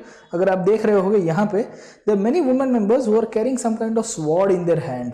तलवार का मतलब क्या होगी? वो क्रांति करने जा रही है, वो बगावत कर रही है राजा के सामने। कुनकुन के हाथ में अगर आप देखोगे तो आपको ये जस्टिस का सिंबल मिलेगा। समझ में आ रहा है आपको? एक तराजू दिख रहा है। दिख रहा है कि नहीं दिख रहा है साहब? ये तराजू क्यों दिखाया गया है? Why this kind of this way, जो बैलेंस है वो क्यों दिखाया गया है? ठीक है, तो अगर आप देख रहे हो यहाँ पे ये वुमेन मेंबर के हाथ में क्या दर्शाया गया है? व्हाट इज बीन सीन, ठीक है, what can be seen over here? We can see some kind of sword is written drawn. उसके सिवा किसी के हाथ में अगर आप देख रहे हो तो ये आपको एक प्लस जैसा दिखेगा, जो जनरली खेत के अंदर यूज होता है। If you can see over here, यहाँ पे अगर आप देख पा रहे होंगे तो यहाँ पे आपको एक हल जैसा दिख रहा है, प्लस जैसा दिख रहा है। या आप है ना वो क्या करते हैं, बरोइंग करने के लिए यूज करते हो इंस्ट्रूमेंट, वो है। फिर किन किन के हाथ में डंडा है? ठीक है, can you see over here? Some women members are carrying some kind of rod और a stick kind of thing. तो राजा हाथ में आएगा, राजा की पिटाई कर दी जाएगी साहब। ठीक है, उसी के साथ साथ आप देख रहे होंगे यहाँ पे, तो यहाँ पे आपको एक वे एंड बैलेंस दिखाया गया है। मतलब क्या है कि ये न्याय मांगने जा रही है। The women are going there to demand for the justice, they are going there to demand for the rights. Very interesting photograph. ठीक है, फिर there are certain women members जिनके हाथ में ये पीछे वेपन्स जैसे दिख रहे हैं, और किन किन लोगों ने सर के ऊपर टोपी जैसी पहनी हुई। दिख रहा है कि नहीं दिख रहा है? ठीक है, अब अगर आप पहला क्वेश्चन देखोगे, इफ यू कैन सी, तो कुछ कुछ वुमेन के हाथ में आपको ढोल नगारा भी मिल जाएंगे। If you can see over here, and ये फोटोग्राफ से हमको समझ में आता है कि how certain women members were like no trying to instigate the mob, और मॉब को मोटिवेट कर रहे थे कि हम लोग है ना ढोल बाजे करेंगे और राजा का बजा देंगे बाजा। ठीक है, तो ये सब चीजों से हम कह सकते हैं कि वुमेन बहुत ही मोटिवेटेड थी, और इनके हाथ में जो भी डोमेस्टिक चीजें उनके हाथ में आ रही थी, वो सब चीजें हाथ में लेके इनफेक्ट चल रहे थे। यहाँ पे भाला दिख रहा है, if you can see over here. अगर पता नहीं आपको दिख रहा है कि नहीं दिख रहा है, इसके लिए मैं जूम कर रहा हूँ। ये देख रहे हो, ये भाला है, इट्स अ स्पेड। हाँ, बाय द वे, ठीक है, ये स्पेड है साहब। ठीक है, ये भाला का उपयोग करके राजा को खचक कर दिया जाएगा साहब। हाँ, तो ये सब वेपन्स है। एक्चुअली मैं जूम इसके लिए कर रहा हूँ क्योंकि आप वेपन्स को आराम से एनालिसिस कर पाओगे। ठीक है, तो फोटोग्राफ में अगर आप देख रहे हो तो पूछा आपको यही है, what they have asked you. आपको एनसीईआरटी के अंदर, ये फोटोग्राफ के अंदर से हमको समझाया गया है कि देखिए भाई, जब क्रांति होती है तो क्रांति के अंदर लोग कैसे भागीदारी लेंगे, how the people will be participating into the revolution. और रिवॉल्यूशन में जब पार्टिसिपेट करने की बात आई साहब, तो कैसे कैसे हथियारों का उपयोग किया गया है उसके बारे में लिखा गया है यहाँ पे।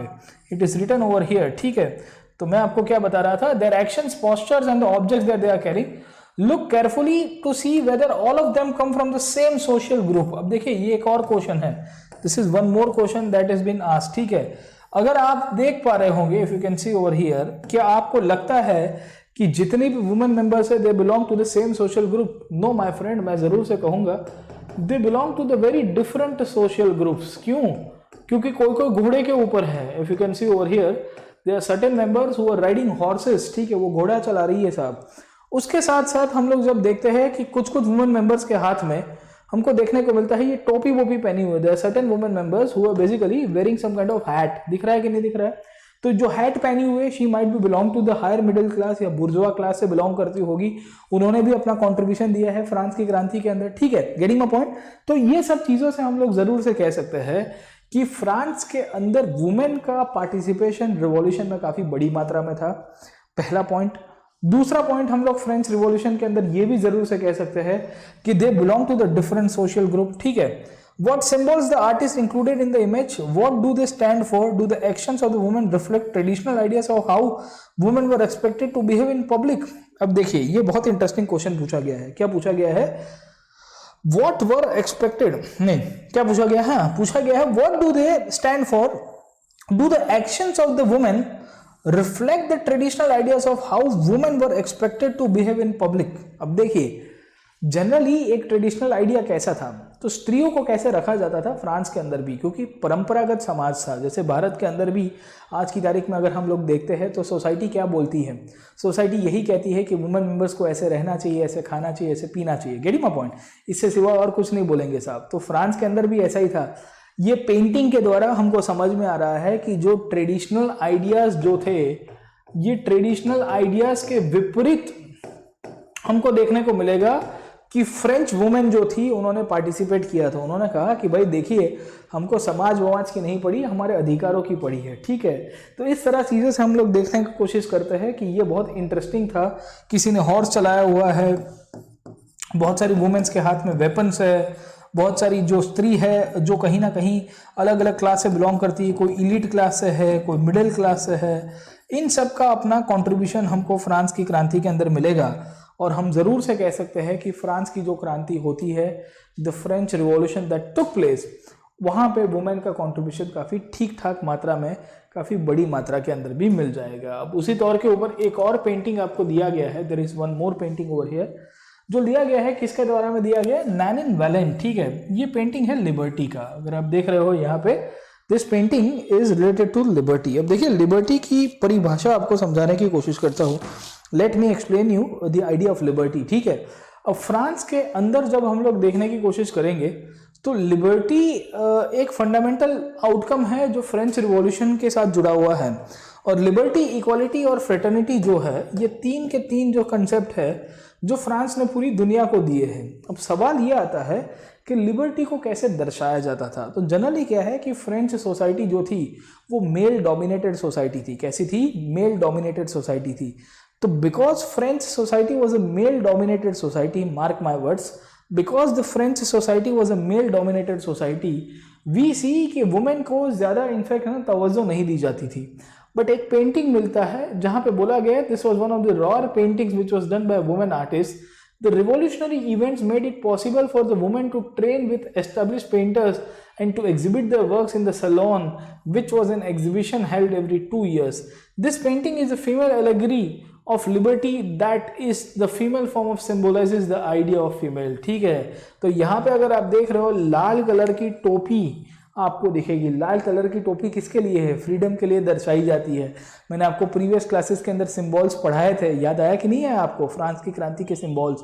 तो वो सिंबल्स के अंदर मैंने आपको बताया था कि whatever symbols that are basically reflected as a part of the French revolution, उसको कहीं ना कहीं पेंटिंग के रूप में दर्शाया गया है। तो this painting is very famous, जो एक वुमेन मेंबर ने किया था। दिस थिंग शोज कि अब इक्वालिटी आने की कोशिश की जाती है, ठीक है ना? Getting a point. तो ये सब चीज़ों से हम समझ में आता है कि वुमेन का पार्टिसिपेशन और वुमेन का जो कंट्रीब्यूशन है फ्रेंच रिवॉल्यूशन में बहुत अच्छी तरह से हमको देखने को मिलता है। अब कहाँ कहाँ देखने को मिलता है? Where do you see the contribution of the French women, ठीक है, याद रखेगा। सो हम लोग कह सकते हैं from the very beginning women were active participants in the events which brought about so many important changes in the French society.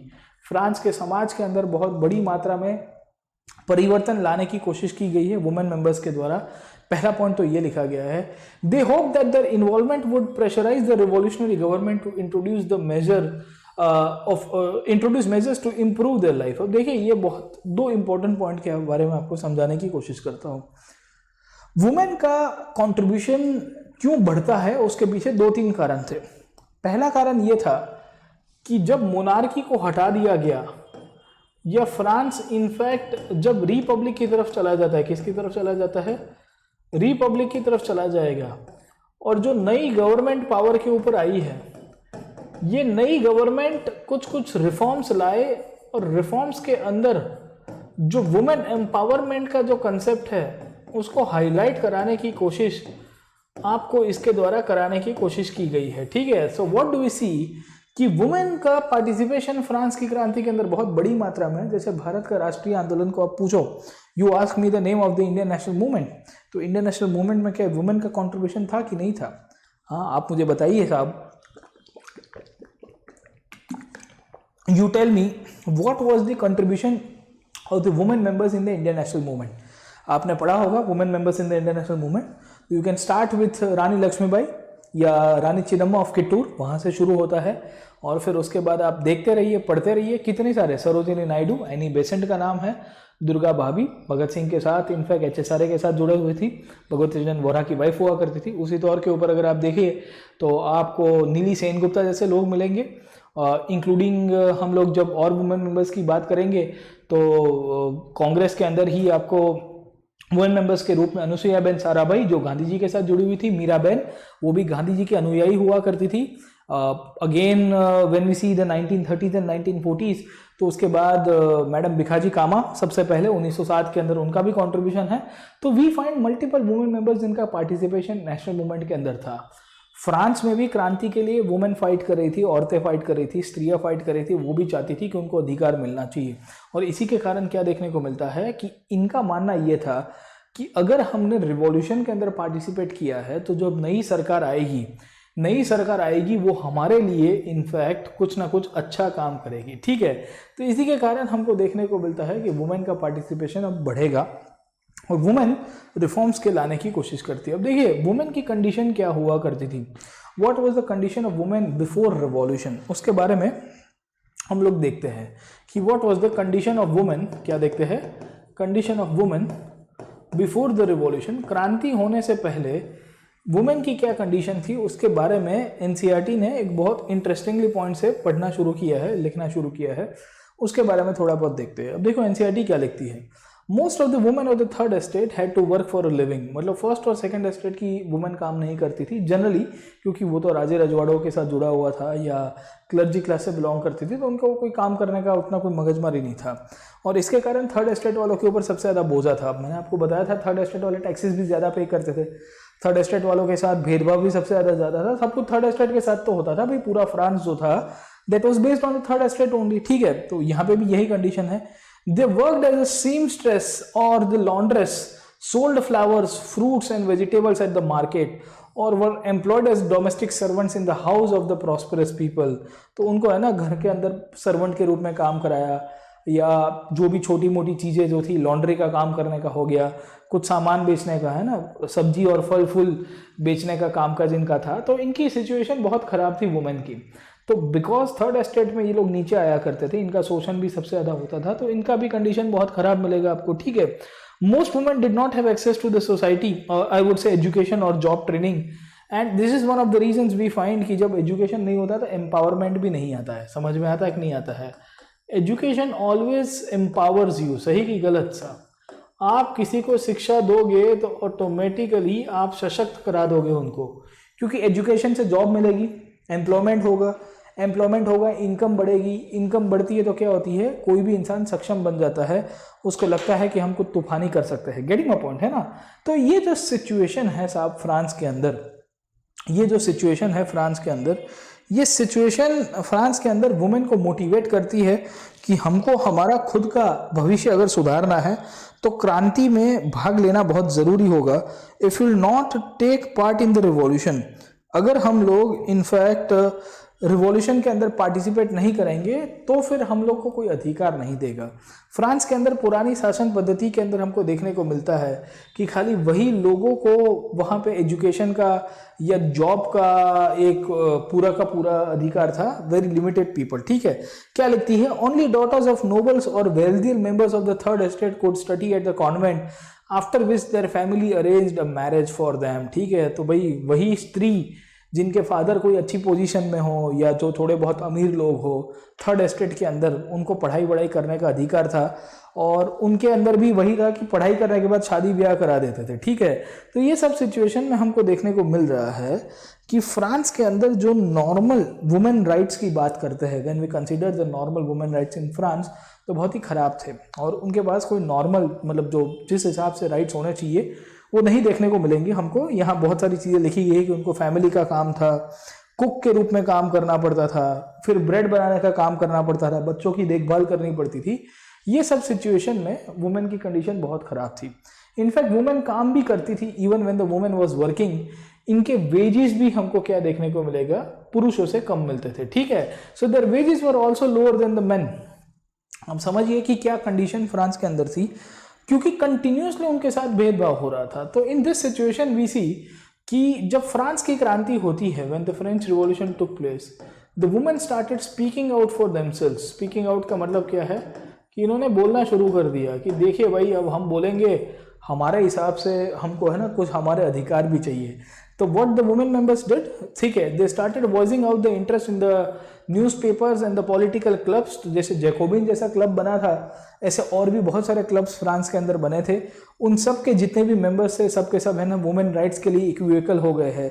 इन सब ने बोलना शुरू कर दिया कि देखिए हम चाहते हैं कि हमारी जो स्त्री है, जो फ्रांस की जो लेडी है, उसको अधिकार होना चाहिए इस प्रकार से फंडामेंटल चीज़ें, ये वो फला ढिमका, ठीक है। तो इन सब चीज़ों से हम कह सकते हैं कि भाई फ्रांस के अंदर जो क्रांति होने की अब शुरुआत होगी, ये क्रांति के भाग रूप हम जरूर से इसको इंक्लूड कर सकते हैं कि वुमेन ने बोलना शुरू कर दिया था। करीबन 60 से ज़्यादा वुमेन मेंबर्स के क्लब्स बनने शुरू हो गए थे फ्रांस के शहरों के अंदर, और इसी के कारण हमको यही देखने को मिलता है कि वुमेन राइट्स की अब डिमांड करने वाले लोग बढ़ जाएंगे, ठीक है। तो declaration of the rights of the man and citizen हमने पढ़ा था कि नहीं पढ़ा था प्रीवियस क्लास के अंदर, अगर आपको याद होगा तो मैंने आपको पढ़ाया था declaration of the rights of the man and citizen, जहाँ पे मैंने आपको बताया था कि every citizen was considered equal in France, हर एक नागरिक को समान बोला गया था फ्रांस के अंदर। उसके पीछे का कारण ही आपको यही मिलेगा, ठीक है। So what do we see, हमको क्या देखने को मिलता है कि फ्रांस के अंदर जो रिवॉल्यूशनरी और रिपब्लिकन वुमेन हुआ करती थी वो काफ़ी फेमस हुआ करती थी, और इन सब में से बहुत सारे वुमेन का एक ही डिमांड था कि हमको पॉलिटिकल राइट मिलना चाहिए एज द मैन। अब अगर आपको याद होगा पॉलिटिकल राइट्स वुमेन को पहले दिए गए थे, अगर आपको याद होगा पॉलिटिकल राइट्स वुमेन को पहले दिए गए थे, तो अगर आप याद करो प्रीवियस क्लासेस को, तो जब कॉन्स्टिट्यूशनल मोनार्की की बात की जाती है तो वुमेन को राइट टू वोट दिया गया था, याद करो कि ना करो था, ठीक है। क्या वुमेन को right to vote constitutional monarchy के दौरान मिला था? नहीं मिलता है, ठीक है। So we see the women members will be instigating and they will be like demanding कि भाई हमको अधिकार होना चाहिए। उसके बाद जब आपका रिपब्लिक बनता है और नया कॉन्स्टिट्यूशन लिखा गया जैकोबिन्स के दौरान, तब वुमेन को राइट टू वोट दे दिया जाता है। Women were given the right to vote कि भाई चलो अब तुम्हारे पास राइट टू वोट है। अगेन 1795 के अंदर जब डायरेक्टरी पावर के ऊपर आई तो फिर से वुमेन मेंबर के साथ जो राइट टू वोट का जो कंसेप्ट था वो छीन लिया जाता है, ठीक है। So through out the phase of the French revolution, जो पूरी फ्रांस की क्रांति होती है उसमें वुमेन सेंट्रिक इश्यूज को लेके काफ़ी सारी चर्चा होती है, और इसी के कारण मैंने आपको बताया कि 1791 में जब फ्रांस का नया संविधान लिखा जाता है in the form of constitutional monarchy, तो कॉन्स्टिट्यूशनल मोनार्की के दौरान हमको एक ही चीज़ देखने को मिली कि वुमेन मेंबर्स को इनफैक्ट पैसिव सिटीजन्स के रूप में कंसिडर किया जाता है। एंड बिकॉज वुमेन मेंबर्स वो consider as the passive citizens, इन्होंने इनफैक्ट डिसाइड किया कि भाई हमारे पास भी अधिकार होने चाहिए, हमने क्रांति के अंदर भाग लिया है, हमको भी इनफैक्ट बोलने का, हमको भी इनफैक्ट है ना पॉलिटिकल रिफॉर्म्स के अंदर भाग लेने का अधिकार मिलना चाहिए, ठीक है। तो in this situation we see कि वुमेन रिफॉर्म्स को लेके जब हम लोग फ्रांस की क्रांति को देखते हैं, वुमेन रिवॉल्यूशन को लेके जब हम लोग फ्रांस की क्रांति को देखते हैं, तो वुमेन ने पार्टिसिपेट तो किया पर उनको तुरंत ही पॉलिटिकल राइट्स नहीं मिले। अब देखिए इंडियन नेशनल मूवमेंट की बात करिए, तो भारत जब आज़ाद होता है इंडियन नेशनल मूवमेंट के बाद, और जब 1947 में जब ट्रांसफ़र ऑफ पावर होता है, और ट्रांसफ़र ऑफ पावर होने के बाद जब मैं इंडिया की बात करता हूँ, when we try to understand the case of India, और भारत ने जब अपना कॉन्स्टिट्यूशन लिखा, भारत ने क्या लिखा साहब, भारत ने जब अपना कॉन्स्टिट्यूशन लिखा तो कॉन्स्टिट्यूशन लिखने के बाद उसने क्या लिखवाया, भारत के शासकों ने कॉन्स्टिट्यूशन लिखने के बाद एक बहुत ही क्लियर कट चीज़ हाईलाइट कराई, और क्या हाईलाइट कराई कि भाई साहब हम कोई भी इंसान हो उस अबाउट 21 ईयर्स ऑफ एज उसको राइट टू वोट दे देंगे, ठीक है। Any person over and about 21 years of age will be given the right to vote, that is very much clear, getting my point और नॉट। ये चीज़ से हमको समझ में आता है, ये चीज़ से हमको समझ में आता है कि भारतीय संविधान निर्माता जो थे, इंडियन कॉन्स्टिट्यूशन मेकर्स, उन्होंने यूनिवर्सल एडल्ट फ्रेंचाइज सबको दे दी।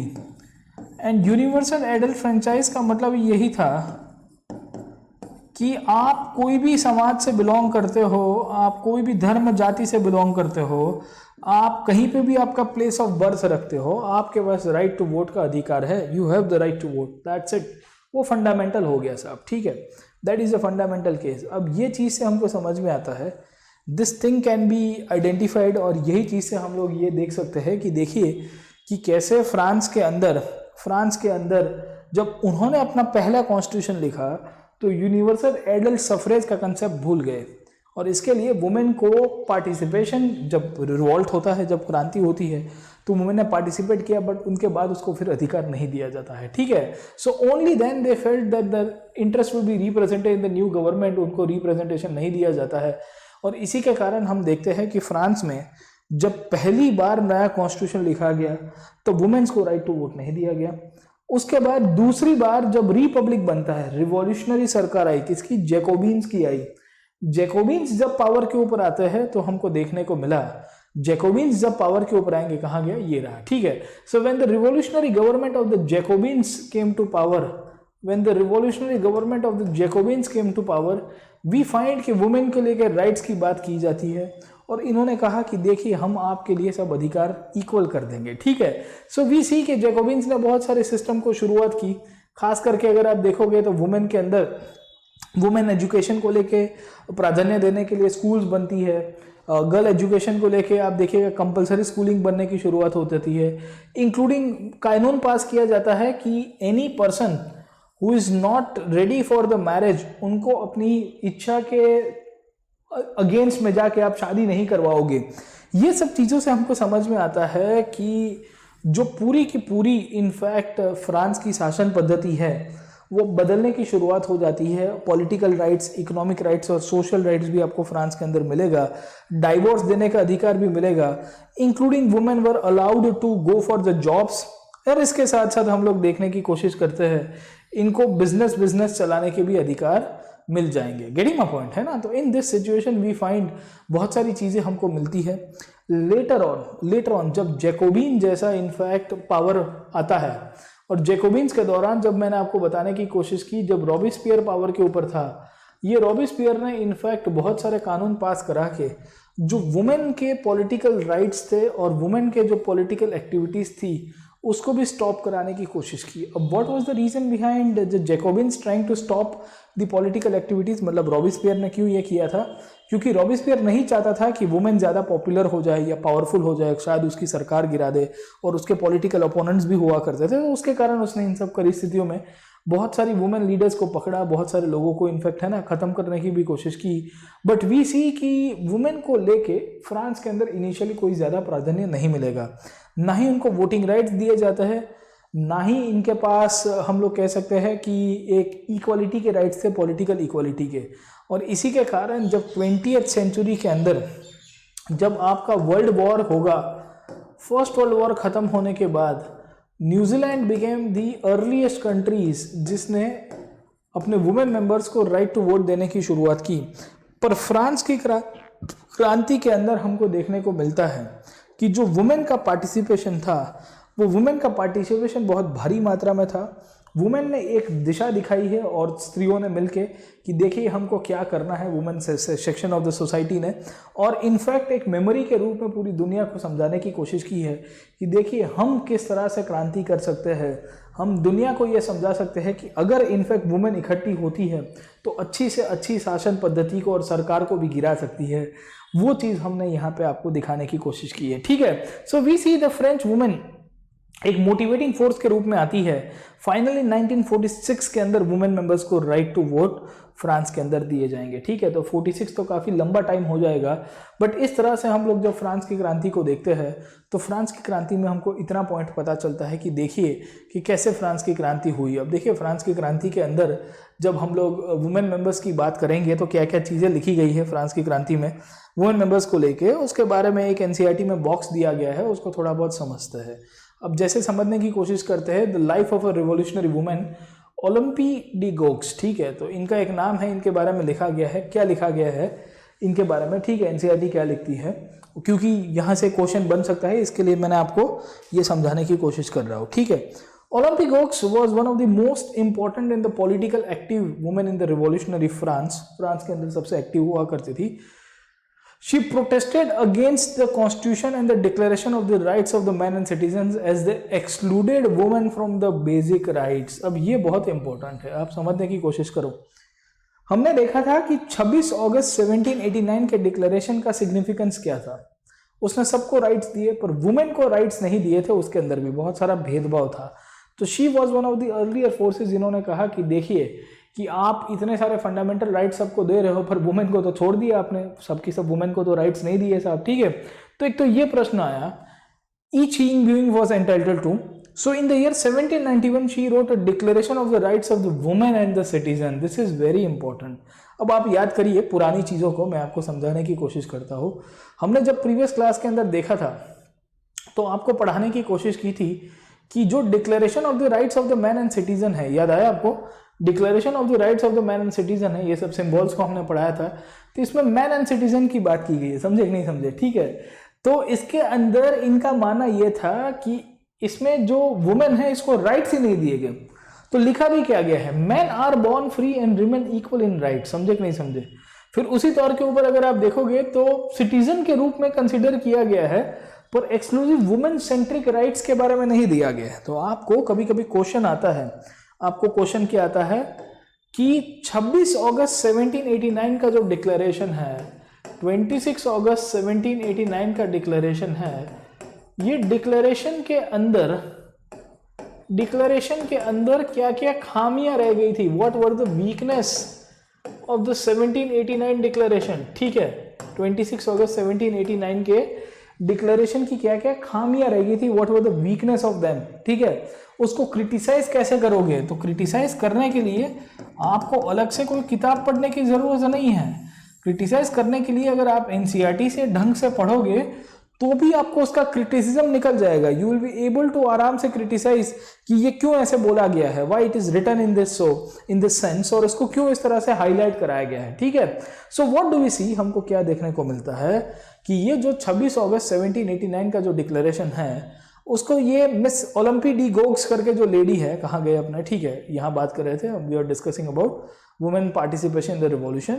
ये क्या लिखती है, वो लिखती है कि देखिए भाई, तुम्हारा 1789 का डिक्लेरेशन में वुमेन को इंक्लूड नहीं किया गया, वुमेन को एक्सक्लूड किया गया। Women members are actually not included in a practical way, and because the women members are not included in a practical way, इन्होंने इनफैक्ट अपना खुद का अपना राइट्स डिक्लेयर किया, declaration of the rights of the women and citizens which she addressed to the queen and to the members of the national assembly demanding that they act upon.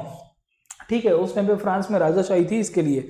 In 1793 Olympe de Gouges criticised the Jacobin government, जो पुरानी सरकार थी, for forcibly closing down the women's club, क्योंकि ये Robespierre तो कुछ पसंद करता नहीं था इसके लिए। She was tried by the national convention which charge her with treason. Soon after this she was executed. You can imagine कि how ruthless the Jacobins were. मैंने आपको बताया था कि आपका जो जैकोबिन है, ये जैकोबिन की खासियत क्या हुआ करती थी, याद आया कि नहीं आया? ये रीन ऑफ टेरर चलाते थे और जैकोबिन्स ने किसी को भी नहीं बख्शा है भाई साहब। ठीक है, जो भी आएगा वो चूर चूर हो जाएगा। Any person who will come to our power, उसको, ये हमारे सामने सब आओगे, उसको ना खचक कर दिया जाएगा, उसको पूरी तरह से चकनाचूर कर देंगे। तो ये तो सिचुएशन थी आपकी फ्रांस की साहब, this was the situation of France. इन्होंने वुमेन मेंबर्स को भी नहीं छोड़ा है। ठीक है, तो इस तरह से हम लोग जब फ्रांस की क्रांति की बात करते हैं तो ये फ्रांस की क्रांति के अंदर वुमेन का कंट्रीब्यूशन को लेके 2-3 पॉइंट आपको पता होने चाहिए। अब declaration of the rights of man and citizen, declaration of the rights of the man and citizen कौन सा था? 26 अगस्त का डिक्लेरेशन। और उसके सामने मिस ओलंपी डी गोग्स ने अपनी जो डिक्लेरेशन दी है, क्या नाम है? Declaration of the rights of the women and the citizen. इसके बीच में क्या डिफरेंस है? Critically analyse the differences of the rights approach which was given by different French people. तो एक 1789 का डिक्लेरेशन मैन एंड सिटीजन का, दूसरा है वुमेन के राइट्स को लेके। क्वेश्चन आ सकता है, यहां से भी क्वेश्चन बन सकता है आपको। ठीक है, क्या लिखा गया है? Women is born free and remain equal to man in rights. ठीक है, ये लिखती है। वहां पे क्या लिखा गया था? Every man is born free and equal. यहां लिखा गया women is born free, man नहीं वुमेन होगी। ठीक है, the goal of all political association is the preservation of the natural rights of the women and the man. कितने भी राजकीय संगठन बनाओ, उसका एक ही गोल होना चाहिए कि वुमेन और मैन दोनों के राइट्स को प्रिजर्व करना है, ना कि खाली पुरुषों का। This rights are liberty, property, security and above all resistance to oppression. The source of sovereignty resides in the nation which is nothing but the union of women and man. This is very important. अब आप समझिए कि ये categorise कर रही है, ये कह रही है कि वुमेन राइट्स को लेके मेरा क्या मानना है साहब। ठीक है, ये बहुत इंपॉर्टेंट है क्योंकि डेमोक्रेसी आ गई है फॉर वुमेन रिप्रेजेंटेशन। आज की तारीख में इंडिया की बात करेंगे तो हमको नहीं मिलता है, we do not find the women representation. Civil services की बात कर लो या आप पार्लियामेंट की देख लो, अभी बीच में पार्लियामेंट के अंदर भी डिस्कशन हो रहा था कि एक कानून लेके आया जाएगा शायद 1/3 जो रिजर्वेशन है वुमेन मेंबर्स के लिए रखा जाए, ठीक है। बट ये अभी बात है, अभी लेट्स सी कि उसके ऊपर क्या होता है। बट वी डेफिनेटली सी कि सोवरेनिटी जो है वो वुमेन के अंदर है, it resides in the nation which is nothing but the union of man and women, ठीक है, उन सब का यूनियन के रूप में है। The law should be the expression of general will, all female and male citizens have a say either personally or by the representative in its formulation. It should be same for all.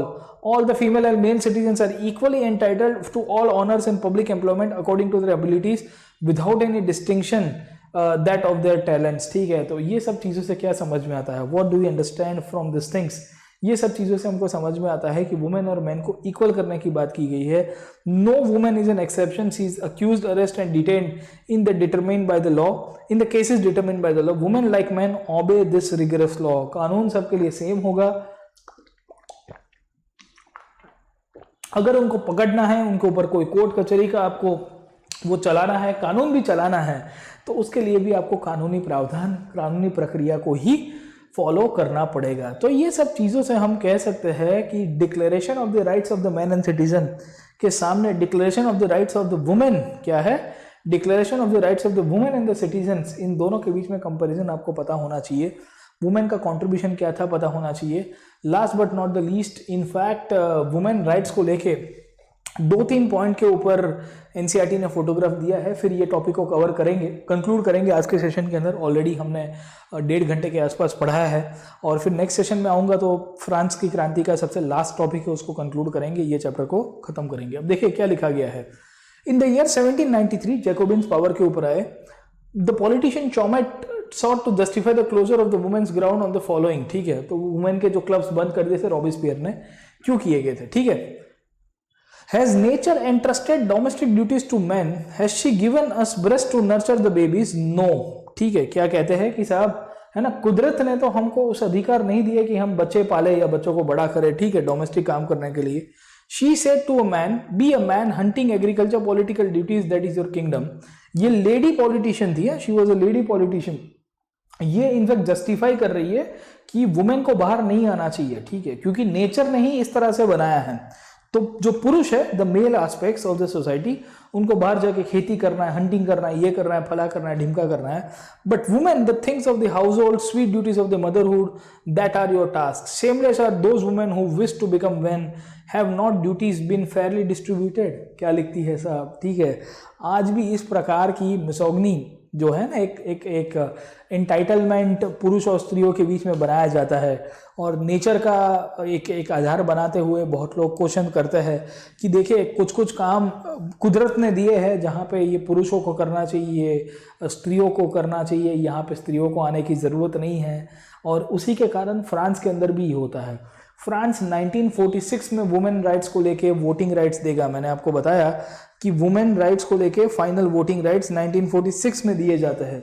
उसके सामने अगर आप India की बात करोगे तो 1950 में जब हमने हमारा संविधान लिखा, हम तो आज़ाद हुए 2 साल हुआ था ना, 1947 में हम लोग आज़ाद हुए।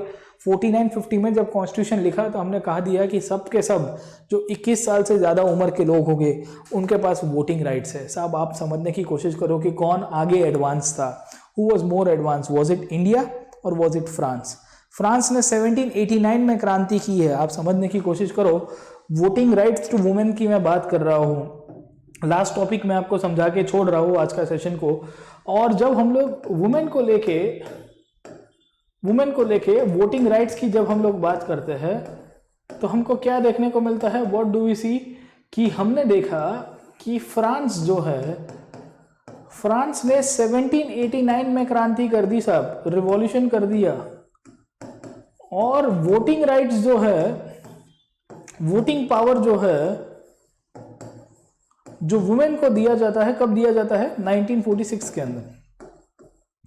हमारी जब बात करते हैं when we talk about India, तो इंडिया 1947 में इंडिपेंडेंस मिलता है, भारत को आज़ादी मिलती है, या ट्रांसफर ऑफ पावर भी कहते हैं उसको। और 1950 में जब हमने कॉन्स्टिट्यूशन बनाया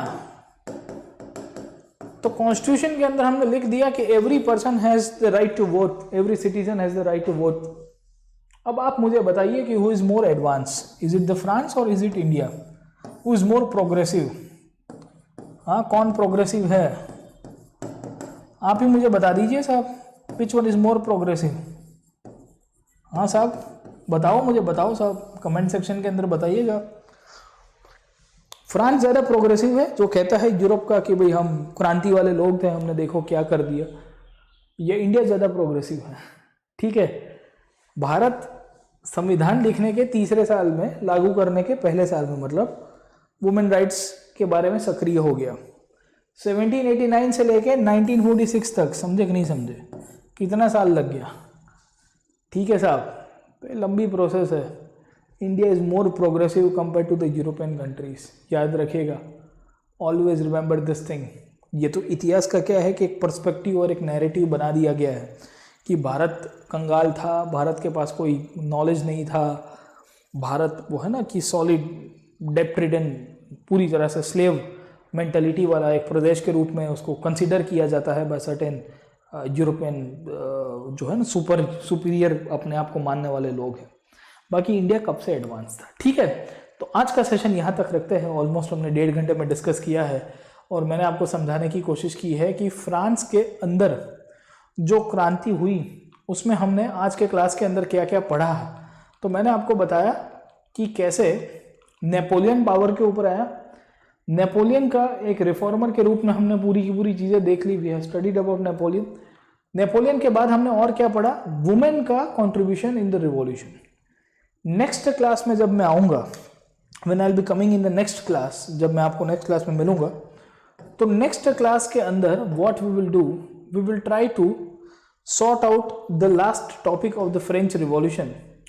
और फ्रांस की क्रांति का जो लास्ट टॉपिक है उसमें स्लेवरी सिस्टम डेली लाइफ को कैसे इम्पैक्ट करता है और फ्रांस की क्रांति की लेगेसी क्या है, what is the legacy of the French revolution, उसको भी डिस्कस करेंगे। ठीक है, तो नेक्स्ट क्लास के अंदर फ्रांस की क्रांति को कंक्लूड करेंगे, फिर नेक्स्ट चैप्टर के ऊपर जाएंगे, चैप्टर नंबर 2।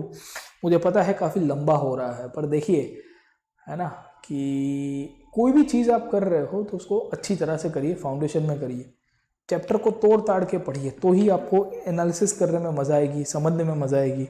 बाकी तो खाली पढ़ने के लिए पढ़ना है तो बहुत सारी किताबें अवेलेबल है, बहुत सारे लेक्चर्स भी अवेलेबल है, बट मैं ये करना नहीं चाहता हूँ। मैंने आपको डे 1 से बताया था कि हम जो भी करेंगे शिद्दत के साथ करेंगे, इफ़ेक्टिवली करेंगे और बहुत ही है ना कॉम्प्रिहेंसिव वे के अंदर करेंगे, ना कि खाली हवा में बातें करेंगे। समझे कि नहीं समझे साहब? ठीक है, तो आज का सेशन यहाँ पे कंक्लूड करते हैं हम। आज रात को 9 बजे, today 9 PM I got a special class on the Unacademy plus. Unacademy आप जब लॉग इन करोगे वेबसाइट के ऊपर, इट्स अ फ्री क्लास, याद रखेगा, it's a free class, it's a special class. और ये स्पेशल क्लास आज 9 बजे है, मैं आपको लिंक भेज दूंगा साहब। ठीक है, तो मेरे जो भी स्टूडेंट्स हैं उन सबको अनअकैडमी के ऊपर आप मेरी जब से फॉलो करोगे तो आपको ये लिंक मिल जाएगी साहब इसकी क्लास की। ठीक है, तो आप जुड़ जाइए मेरे साथ। अनअकैडमी की प्रोफाइल है मेरी, प्रतीक नायक, आप सर्च करोगे अनअकैडमी के प्लेटफॉर्म के ऊपर, आपको मिल जाएगा मेरे बारे में डिटेल्स। ये क्लास को आप अटेंड करिएगा, लाइव क्लास में वहाँ पे भी आपको मिलूंगा। तो अभी जस्ट खत्म करके अभी वहाँ पे आपको मिलने वाला हो। ठीक है, 9 बजे ये सेशन जैसे हम लोग कंक्लूड करेंगे। नया कोर्स एंशिएंट इंडिया के ऊपर आ रहा है, 25 अगस्त को लॉन्च करो। I am launching 25 August new course on ancient India. Please join my course, बहुत मज़ा आएगा आपको, कॉम्प्रिहेंसिव वे के अंदर करेंगे। मेरा कोड यूज़ करिएगा PN Live, this is my referral code, आपको 10% यहाँ से डिस्काउंट भी मिलेगा। और कोई भी क्वेरी हो तो आप मुझे अनअकैडमी के ऊपर जुड़ सकते हो। लाइव क्लासेस के अंदर मैं आपके जो भी डाउट्स होते हैं वो भी सॉल्व कर दूंगा। यहाँ पे आज के सेशन को कंक्लूड करते हैं। Like, share and subscribe to this platform. I will see you in the next class. Till then keep studying.